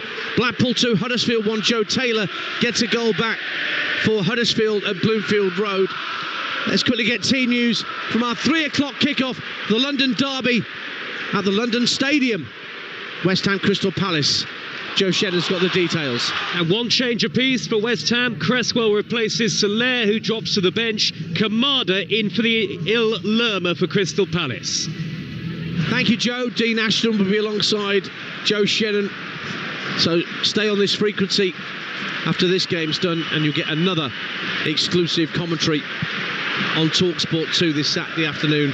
This time from the Premier League, because we're in the EFL right now. Huddersfield have equalised now against Blackpool. 2 goals in 2 minutes from the Terriers. Brodie Spencer getting the equaliser. That's 2-2 in League 1. 2-0 here in the Championship to Cardiff City in the South Wales derby. And Luke Williams, a manager under pressure after the heavy defeat at Portsmouth, the heavy defeat in the Cup at Southampton, and now in the South Wales derby, trying to find a route back into this game. Bianchini tries to play the ball across the face of goal. He was well found by a lofted pass from Josh Key, but the cross lacked weight, lacked zip, and it was easy for Jack Alec to claim it as near post. 2-0 Cardiff. Yeah, well, that's been a rarity. A forceful run forward, well timed. Bianchini gets in, and then that's pitiful. He's completely unmarked. He's at the byline, just doesn't get any pace on it. That's just technique at a vital moment, letting a forward player down. And I think that's just, as you were speaking there, yes, the necessity is huge now for Luke Williams to affect things with his substitutes, and that's what the goals have brought that forward. Okay, so he's made the double change. I still feel there's a little bit of an admission there that he got things wrong, because I still think 52 minutes, 53 minutes, normally you'd still wait a little bit just to see how it plays out, how they settle down after conceding. To make that double change there, that says to me that maybe Cullen should have started in that deeper role, and he should have gone with a more forceful front line with some physicality. Dispossessed Swansea inside their own half. Robertson turns away and finds Ashford, right-hand corner of the area. Ashford trying to go on the outside of Darling, runs out of room. Ball trickles over the dead ball line, and it's a goal kick to Swansea. And I remind you that Swansea have only scored 10 goals in away games this season and lost their last 3 trips away from the Swansea.com stadium. Elsewhere in the Championship, an opener at the Den, an own goal from Jake Cooper means it's Millwall 0, Hull City 1. Hull just won 1 in 5, but they lead at the Den. Cardiff 2-0 up here against Swansea in the South Wales derby. On your home of the EFL, Talksport 2, we're approaching the hour mark. Bianchini, one of those two subs that's come on for Swansea, keeping the ball away from Joe Rawls. Out to Josh Key, right-hand side, and he wins a corner on this near side from Ollie Tanner. And Swansea with a chance to get the ball into the box, and Bianchini quickly spotting the ball down on this near side where the family stand meets the grandstand. Yeah, just needs to regain their composure now. They're going to have long periods with the ball, and you know, at 2-0, if they can get that first one, Swansea, this place will get nervous all of a sudden. They're going to have loads of the ball, just need to keep playing patient, a little bit more forceful in the final third. Bianchini's corner headed away by Bagan towards Robertson, who hits a long ball over the top, trying to get Ashford in behind Josh Key. Excuse me, but Key does well and finds his captain Grimes. Now Bianchini hugging this near touchline, the Swansea right, comes in field and plays a pass intended for Darling, but it was overhit, and Darling's had to run back 20 yards inside his own half to retrieve the loose ball. Bit over enthusiastic there, Florian Bianchini, but he's looking again for a floated ball downfield, but it's hit too long and too straight by Harry Darling. Bounces once and through to Jack Annick as we approach the hour mark here on Talksport 2 at the Cardiff City Stadium, where Cardiff City, with 2 goals at the start of the second half in 6 minutes, lead Swansea by 2-0. Sam Parkin. Yeah, I mean, Cullen's doing a job without the ball. He's going quite deep and picking up Chambers. He's just breaking forward now to close down the centre halves, but he's too deep for me with the ball. He looks like he's playing as part of the midfield 3 alongside Franco in those advanced midfield positions. I want to see him right up there with Vipotnik now. They've got 2 goals to chase. Callum Chambers swirls the ball out to the right-hand side, and Ollie Tanner on the Cardiff right, faced up by Timon, gets into the area right-hand side, drills it across, comes out to the edge of the area, and an important foot in from Franco to keep it away from Cardiff players running in on the loose ball. And then a foul by Rinomhota at the edge of the Swansea box gives the visitors a free kick. An hour gone, and Swansea have got to get on with it, and they do. Timon sends it out to the left-hand side for Ronald, but he can't get the better of Rinomhota. But it is a throw to Swansea out on that far side, taken quickly, and Ronald has it again, 10 yards from the corner flag.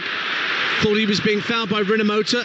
He's opposite number 35, looked at the referee, who said nothing wrong with that, play on. And now Cardiff have a throw 10 yards from their own dead ball line.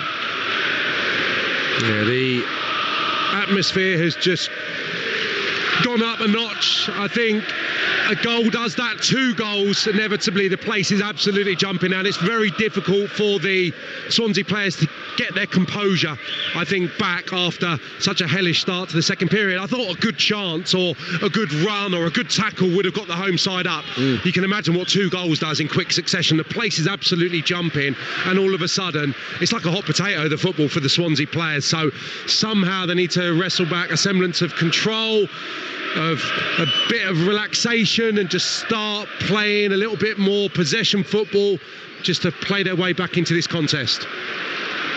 Former EFL striker Sam Parkin, you heard there, alongside me, Ian Tanter, here at the Cardiff City Stadium. Cardiff 2-0 up and attacking again as the ball's volleyed forward, asking Ollie Tanner to give chase. Ashford's up there with him, and Tanner tried to find him with a first-time cross from the right-hand side, and Ashford ended up managing to collect the ball, but by keeping it in play, he presented the ball back to Swansea on this near side, the Swansea right. Franco up to halfway, neat layoff by Vipotnik to find Cullen, who drives it out to Ronald on the left-hand side, and Swansea now in the Cardiff half. Ronald tries to jink inside Rinomhota, gets the benefit of a ricochet. Now he's held up by Callum Chambers, but Ronald keeps possession, and now he's on a free kick off Callum Chambers, who was showing him a bit too much attention. Bit of pushing and shoving between the two, and the referee says to Chambers, back off. It's a free kick to Swansea. Not quite at the midway point of the Cardiff half of the field. Bianchini just started to make a run through the middle in case Grimes wanted to hit it early, but Grimes is just waiting. So it's almost at the midway point of the half, to the left of centre, this Swansea free kick. Cardiff holding their line 22 yards from goal. 3-1 Bournemouth at Newcastle. Dango Ouattara gets a third for Bournemouth. What a performance from the Cherries up there in the north east. That's live on Talksport right now. Cardiff 2-0 up here, but Swansea have a free kick they're going to send into the Cardiff box. Headed away by Dimitrios Gutas. Comes out to the edge of the area. Right-hand side, Josh Key. Running down the right-hand side of the box now. Up against Bagan, who gets a touch, prevents the corner, collects the loose ball, and gently lofts it down towards halfway. And Ashford looked like he was being manhandled by Josh Time, and that's what you heard around us, the cries of the Cardiff faithful saying that was a foul. Instead, it's a throw into Swansea as QPR go 1-0 up at Plymouth Argyle. The bottom side behind again, no league winning 12. And QPR lead through Ryan Colley. And that Bournemouth goal has been chalked off by VAR. So Bournemouth are still just 2-1 up at Newcastle United live on Talksport. Goals as they're ruled out. Never mind goals as they go in. Does your head in. That's a sentence you never thought you'd be saying. Yeah, I know. Exactly. 5 minutes on from the goal announcement. Goals as they're ruled out. It's a joke. Just over 25 minutes to go. Cardiff 2, Swansea 0. In this VAR free zone, thankfully, of the Championship. Tucked in field by Vipotnik to Cullen. Finds Ronald approaching the left-hand corner of the penalty area, but shows too much of that to Rinomhota, and he showed good strength to Cardiff right back, and then just volleyed downfield by Ollie Tanner. Darling will get there first ahead of Robinson and tuck it back quite neatly in the end to Lawrence Vigouroux. But the ball is not where Swansea fans want it to be. It's in their own half, and they've got just over a quarter of the game to do something about this scoreline against a Cardiff side who are going to pull a little bit further clear. They were 1 point ahead of Hull and Portsmouth. As I mentioned, Hull are 1-0 up at Millwall. So Cardiff want to keep this scoreline so they can keep themselves above the dotted line this afternoon. Bianchini gets dispossessed in the centre circle, and Cardiff have it with their goal scorer Callum Robinson. Feeds it out to Ollie Tanner on the right hand side. Tanner comes infield, tries to drive, and it's blocked behind for a corner kick at the Canton end to Cardiff City. 2-0 they lead. Yeah, that's the position he wants to be in. Tanner coming infield onto his strong left foot, and it's blocked at source. Cardiff get another corner. I mean, the game has taken completely new complexion in this second half. It looks completely different. It's all about energy and fight, intensity that I hoped or expected Cardiff maybe to start with. It's being matched by the supporters now. And on the flip side, Swansea all of a sudden, they got a centre forward who knows the role, knows how to occupy the centre halves. They're playing into him. Cullen's getting closer to him. I think on reflection, maybe Luke Williams would have maybe gone that way, or maybe reluctantly will look back and think that he should have possibly started with the more physical forward. Robertson with a corner for Cardiff. Headed goalwards by Gutas. 3-0. Oh, what a header. First of the season for Dimi Gutas, and he planted that header brilliantly beyond Vigouroux off the underside of the crossbar. And surely the points are staying in the Welsh capital this Saturday afternoon. Dimitrios Gutas with a superb header from Robertson's corner. It's Cardiff 3, Swansea 0, and some of the Swans fans have seen enough and are heading home. Yeah, that'll be cue, won't it, for some of those Swansea fans to depart. In terms of a set-piece goal, it's an absolute beauty. It's a peach. We highlighted the quality in Robertson's delivery in the first half, which caused problems for Swansea's defenders and goalkeeper, and this one is right on the money. It's an outswinger, loads of pace on it, and Gutas just meets it perfectly. Thunders in a header. It's always aesthetically nicer, better, more pleasing when it crashes in off the underside of the bar, in between Swansea bottles who are more zonally marking, just gets away. They work a little block. It's the 23 Bagan, I think, who blocks Gutas's man, completely unmarked, rises and steers it beautifully in, crashes it in on the underside of the crossbar. Lovely goal. Well, I mentioned in the first half that Dimitrios Gutas had not scored this season. He's put that right, and how. And now Bagan puts in a great challenge inside his own half. And Swansea are getting a bit rattled, and now Robinson's been fouled, and it's a free kick just on the halfway line to Cardiff City. And everyone's got to keep their heads down there, most particularly the Cardiff players, having got their 3-0 lead, but so too the Swansea players, who have lost their way big style in this second half. Yeah, it's the manner of the two goals. It's how close they were together. Gave themselves a mountain to climb. So it's how they started the second half, in essence, is what Luke Williams and his staff will look back on as where this game was lost, clearly, because it just meant that the Cardiff players have just grown immediately in confidence. The supporters as well have played their part and made it so difficult and horrible for the Swansea players in the second half. How it should have been from the outset, really, had this been the atmosphere in the first half, it would have been a really difficult opening 45 minutes. As it was, Swansea possibly shaded that. Since the break, only been one team in it.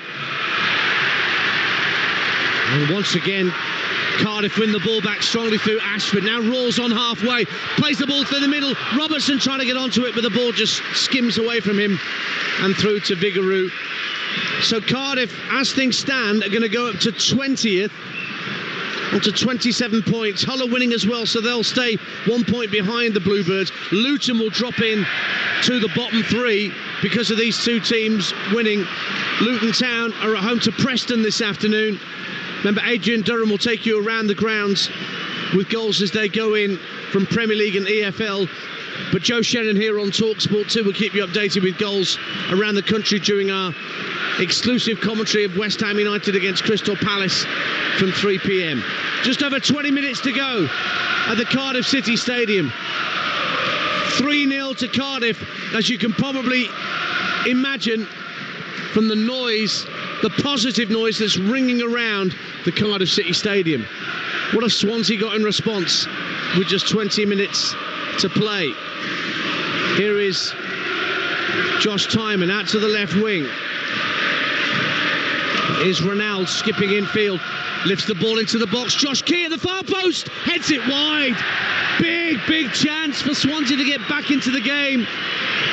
The ball swung in by Ronald from the left-hand side. Josh Key, the fullback, stealing in at the far post, but his header was planted wide. Goal kick, 20 minutes to go, 3-0 Cardiff. Yeah, it's Key and Ashford. The Cardiff wide play just completely switched off. Bagan was drawn in toward Bianchini, who'd made a run inside the 6-yard box. It's the right attempt from Key, just doesn't quite get the purchase to take it into the opposite corner, just misses by a yard or so. Vipotnik steaming in, trying to turn in the header from Key. I think it was an attempt on goal more than an attempt to assist the centre forward, but their best chance by a distance. Has there been an attempt on target? I don't think so. I can't remember Anik making a save. Nope. That shows you, I think, not only today, Dan, but where Swansea have been short throughout the season. 30 goals in 26 games. I mean, Luke Williams, if he is to be there for the remainder of the season, I think he needs help in this window in an attacking sense. That's where they're not strong enough, in my opinion. Well, Vipotnik's out there, but all too late. It seems the changes were made to bring him on once Cardiff had established that 2-goal lead 6 minutes into the second half. And I remind you again, only 10 goals scored on their travels all season. But Swansea coming forward again, trying to get Josh Key in behind. Keeper's come out and collides with Key. Ball goes behind, and what's been given here, a corner kick to Swansea City. It came off Anik last of all. Heart-in-mouth moment for the Cardiff keeper as he came out to engage Josh Key, who had got him behind down the right. Now, was that a penalty? You've just seen a replay, Sam Parkin. What do you make of that challenge? I think he gets the faintest of touches, so I'd give the benefit of the doubt to the goalkeeper there. Sometimes they get penalised if the collision comes after the touch. Not sure there was enough there to warrant a penalty. So Josh Tymon will have the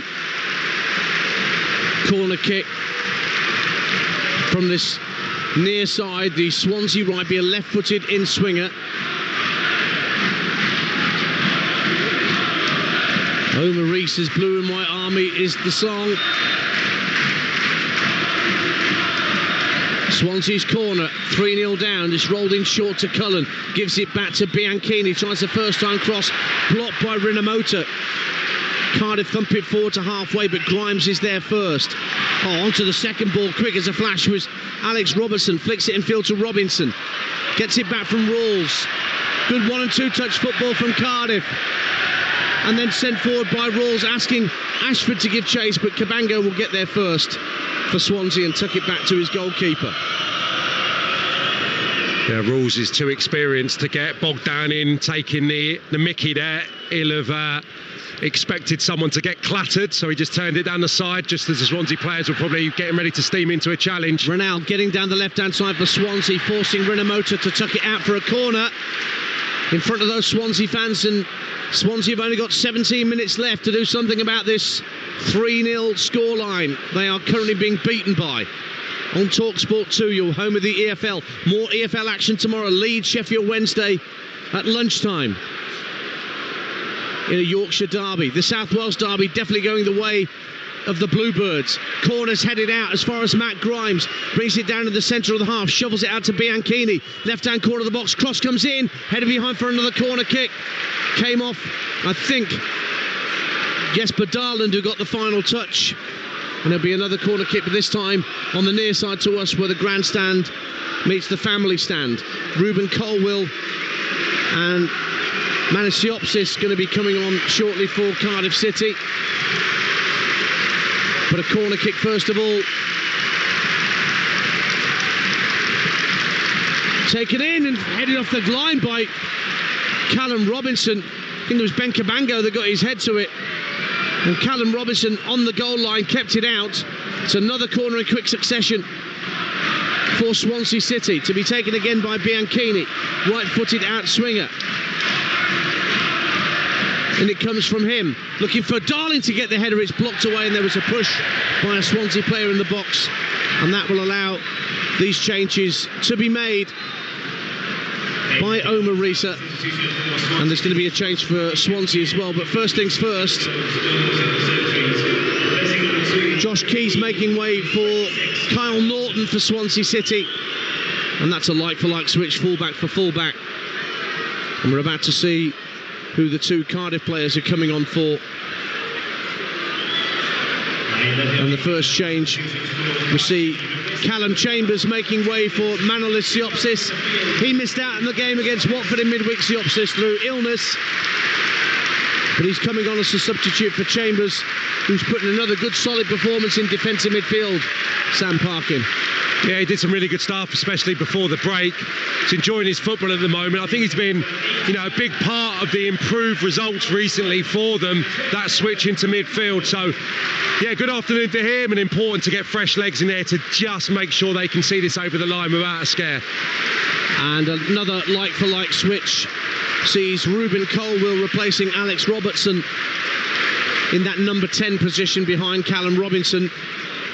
Colwill, definitely one of the most improved players in Cardiff squad in the past season or two. Been playing as a false 9 recently in the absence of Robinson through suspension. And he's on for these last, 14 minutes plus added time at the Cardiff City Stadium. Siopsis straight into the action, trying to win the ball, and then Joel Bagan allows the ball to run across his body and go out for a throw. And it's all going Cardiff City's way this afternoon, after what was a very tight and tense first half, with chances very much at a premium. Next thing you know, and in the blink of an eye, it was 2-0 to Cardiff. They've since made it 3, and there appears to be little way back for Swansea City. Rinomhota can't latch onto a ball over halfway, but in steps Joe Rawls to stop Swansea launching a counter-attack. It just rolls through to Lawrence Figueroa. Cardiff have not achieved back-to-back home wins against Swansea in 40 years. They're on the brink of that now. Harry Darling, though, for Swansea, lofts the ball down the left wing, asking Ronald to give chase. Not a good clearance from Rinomhota. Ronald brings the ball in field, but across comes Gutas, and a no-nonsense clearance again from the Greek international to clear it right into the Swansea half of the field. Gonzalo Franco. Oh, it's an overhit pass intended for Timon, but that's kind of symptomatic of where Swansea's passing has been second half. Sam Parkin. Yeah, they've had a flurry of half chances since conceding the third, but Cardiff far and away the better side in the second half. And just prior to the mistake he just made, I mean, Callum Robinson, rightly so, will get loads of headlines if he's indeed the reason that Cardiff take maximum points today, but Rinomhota at right back. I mean, for someone who played so much of his career as a midfield player, keeping Perry Ng out the side today as well, he has been colossal. Because the Swansea, in this setup in the first half, they need their impetus and their pace and their drive, attacking threat to come from the wide players. No one has got any change out of him. He has been faultless at right back. Yeah, couldn't agree more. It came back from a loan at Rotherham last year. Made over 130 appearances for Reading in 5 years, in between the 10s and the 20s. And he's proving himself to be a very versatile member of Omar Reese's squad. 78 minutes gone on Talksport 2. EFL Live. Cardiff City 3, Swansea City 0. Carl Norton's first touch since coming on as a Swansea sub. Feeds it out to this right wing and Bianchini. Bianchini tries an early cross, but it's blocked out of play by Joel Bagan for a throw to the Swans, which Norton wants to take quickly. Throws it back into play for Bianchini. Comes in field from the right-hand side and tucks it back to Grimes. Now Norton once again. Plays a 1-2. And moves it in field from Franco. Now it's picked up by Josh Timon, cutting in field from the Swansea left. Tries to play a 1-2 with Cullen. It doesn't work for Swansea. And away instead come Cardiff. Colwill finding Rinomhota trying to burst through the centre circle. Loses out though, and Swansea have it back. Gonzalo Franco just tucks it back into his own half. And they are running out of time, Swansea. But it's shoveled out to the left wing for Ronald. Grimes found him with the pass. Timon in support on that far side of the field. Grimes just whips in a left-footed centre. Up goes Bianchini, but can't get over the top of the header. And he was pushing into the back of the Cardiff defender, Bagan, anyway.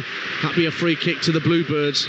And Bagan's come off worse. I think he collided with the post as well and needs treatment. And a yellow card for Liam Cullen for a bit too much back chat to referee James Bell. 3-0 Cardiff lead. Well, I'm with him. The Swansea centre forward, because that's not a foul.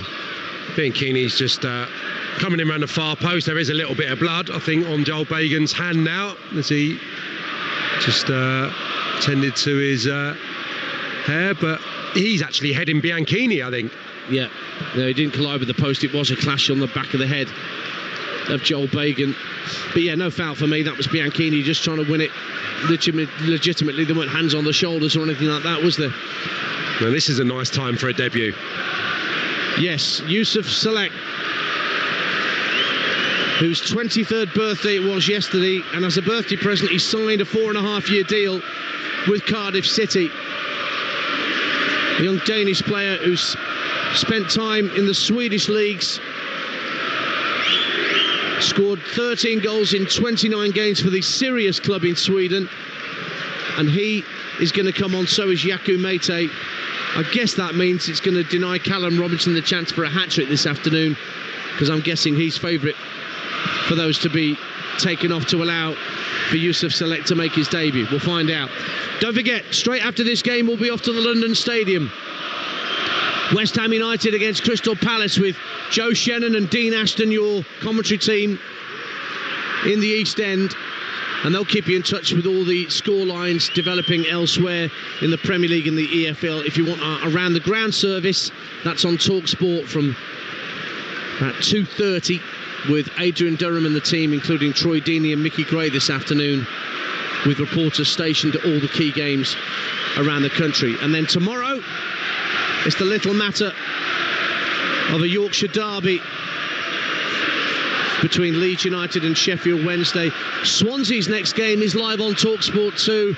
I'll be down the M4 at the Swansea.com stadium on Tuesday when they're taking on Sheffield United, who are at home to Norwich today. One wonders what the narrative will be around that game with regard to Swansea City when the Blades arrive on Tuesday night. That's live on Talksport 2. Yeah, just the manner of the recent away defeats, isn't it, which is putting the spotlight, I suppose, on the manager. Again today, it couldn't have gone any worse, really. In essence, not been able to land too many punches on Cardiff, and the concession of 3 really disappointing goals, you've got to say, from a Swansea perspective. All could have been defended better. Well, the two changes are now being made by Cardiff, with Bagan still receiving treatment. Ollie Tanner and the two-goal hero, Callum Robinson, just puts his thumb up to the Swansea fans in the family stand and then almost does like a royal wave, Callum Robinson, to the Cardiff faithful in the Canton end. His 2 goals set Cardiff on their way, no doubt about that. And he's milking the moment for all it's worth, isn't he, Callum Robinson? I'm not going out on a limit to suggest he's probably not going to go down as a Cardiff City great, but to score 3 goals against your rivals in one season, it's folklore, isn't it, I suppose, for him. He'll always be remembered for these games. Probably means he won't have to buy a drink in the city ever again. Yeah, and there's a lot to be said for that. And Ronaldo is coming off as well for Swansea to allow Sam Parker to come on, not Sam Park in. This is going to get tricky for you now, mate, isn't it? Robertson, Parker, Park in. Yeah. Good luck. Yeah, thanks very much to all those concerned. Joel Bagan's just getting a change of shirt. It's obviously a bit of blood from that clash of heads on his original shirt, so he's the man with no name for the rest of this match. Back underway on Talksport 2, so there'll be a fair old chunk of added time here at the Cardiff City Stadium before we'll cross to the London Stadium. And now it's all about whether Cardiff can keep a clean sheet and make it the perfect South Wales derby afternoon.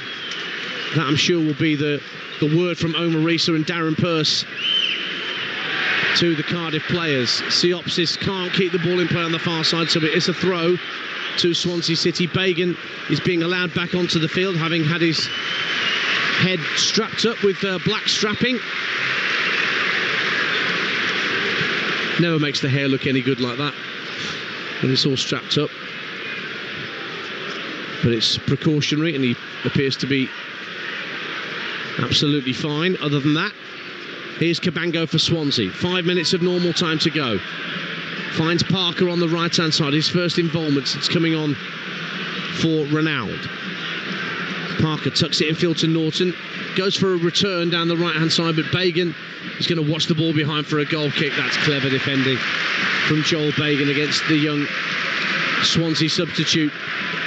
Vipotnik takes the ball quickly off one of the cones in the multi-ball system and tries to hand it to Jack Annick, who's wanting nothing to do with speeding up, getting the ball back into play, the Cardiff keeper. 3-0 Cardiff lead. No, he's done very well, Bagan, at left back since coming on. That could have disrupted them in the first half, but he's been excellent. And Alex had nothing to do, has he, all afternoon? And I think in a derby match, which isn't like any other game, that's really disappointing from a Swansea persuasion. Really easy afternoon for the Cardiff stopper, who thumps it downfield left-footed. Bagan helps it up to halfway, but Swansea have it back, headed in field by Parker, but Siopsis wins the loose ball, and now a opportunity for Salek to get involved for the first time. He tucks it out to this left-hand side for Ashford, but he couldn't keep it in play, so Swansea have a throw. 6'5", I would say, Yusuf Salek looking at him. Proper target man. And there's the irony, as we were saying earlier, Sam Park, and there's Cardiff fans protesting on their way to the game about the way club's being run, whilst money's being spent on a new striker to give Callum Robinson a bit of competition up there. Now Rinomota for Cardiff, down the right-hand side of the area, finds Meite. Comes in field, Yaku Meite just gets barged into by Bianchini. Obvious free kick for James Bell to award, and a yellow card as well for a bit of back chat. Not sure that yellow card was for Bianchini, but anyway, it's a free kick. Yeah, and this squad's better than their position to win. This will be their 6th win of the season in January. Not good enough, I think, for the squad that they've put together, and this has to. I know this is not like any other game, and you have to keep saying that, but the next run of games now, Leeds apart, they've got Millwall, Derby, Hull. Great opportunity for Cardiff to not only get themselves away from trouble, but to pull themselves into mid-table. Yeah. And having a new centre forward, that's going to help no end in that regard as well. The Den away is Cardiff's next trip before a match here against Derby County. Leeds away, and then Stoke away in the FA Cup having made it through to round 4. They've got a free kick out on the right-hand side. Rawls clips it in left-footed. Mayte went up, but there was a push on a Swansea player.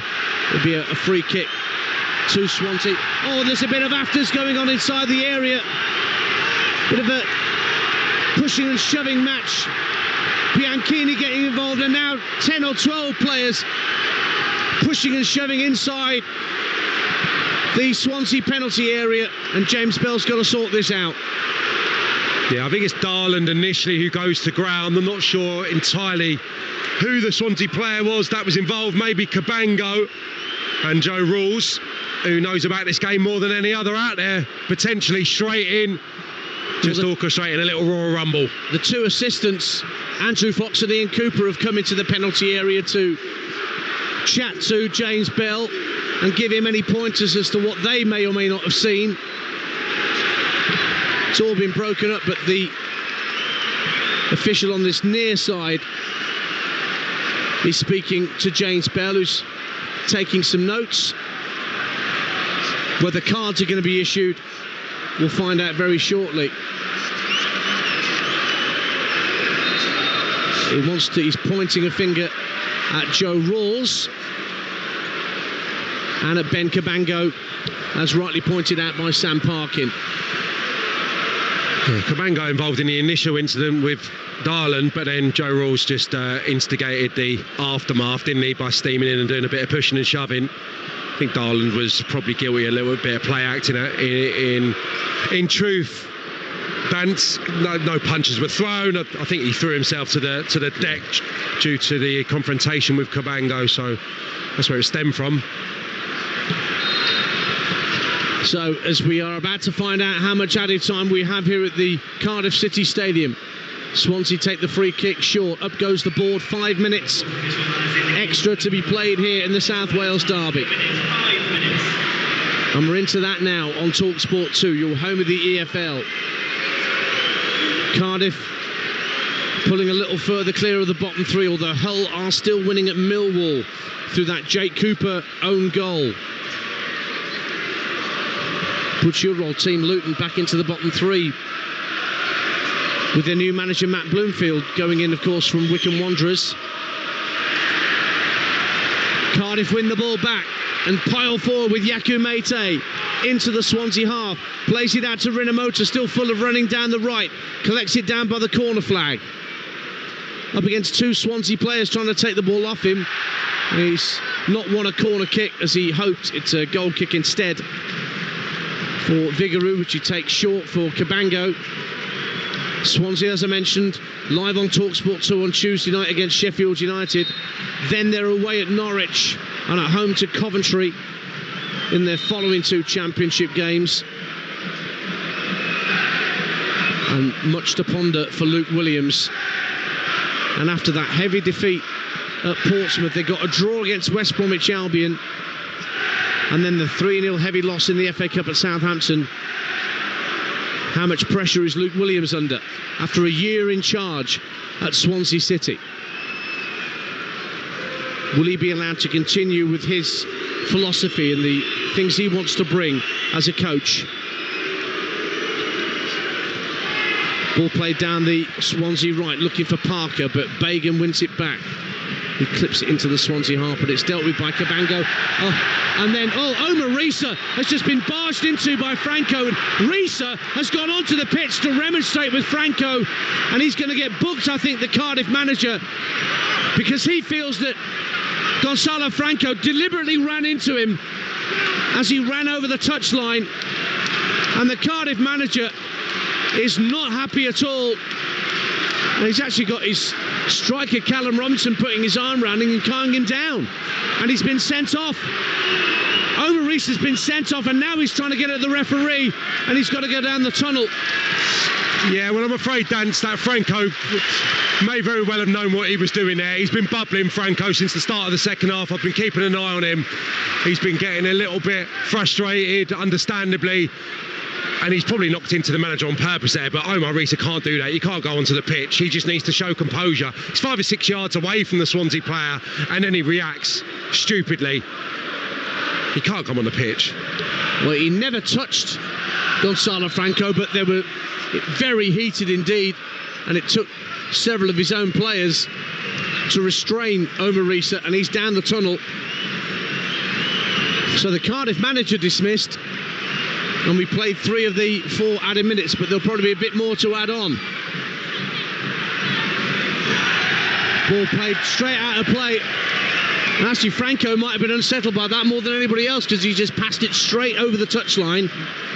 And it will be a throw into Cardiff on the halfway line, and Joe Rawls just urging a bit of calm out there from his players around him. Yeah, he's been awful, Franco, in this second half. He's been guilty as anyone. Misplaced passes. The second half has been as one-sided a derby performance you will see. They've been excellent, Cardiff, in every department, but more than anything, the fight and the want has been such a contrast. Justin Kluivert's got a hat-trick for Bournemouth this afternoon. Late on, they've won it 3-1 at Newcastle, it seems, late in that game over on Talksport. Here late on Talksport 2, 3-0 to Cardiff City. And they have a throw. We've played the 4 minutes of minimum added time. It's up to James Bell how much more we will add on. Cardiff fans waiting for that full-time whistle so they can celebrate long and loud into Saturday evening here in the Welsh capital. Cabango's clearance only hits Colwill, goes out of play for a Swansea throw. Still plenty of Swansea fans who, of course, can't really leave early because they're all in a bubble and they've all got to go back on their coaches back to Swansea. And they've seen their team capitulate in this second half. Vigouroux gives the ball to Harry Darling. One last chance for Swansea to get forward maybe and get a consolation. Grimes runs into traffic. Cardiff win it back on the halfway line. Meite will just play it back into midfield for Jesper Darland. Darland looking to release Ashford over the top. Norton deals with it and finds Cabango. The full-time whistle goes, and the South Wales derby goes the way of Cardiff City. Not only do they pull a little further clear of the Championship drop zone, but they've now managed back-to-back home wins over Swansea City for the first time in 40 years. It was 0-0 at half-time, but then 2 goals in 6 minutes from Callum Robinson put clear blue water between the Bluebirds and the Swans. And then midway through the second half, Dimitrios Goutas with an emphatic header from a corner got his first of the season to make it 3-0.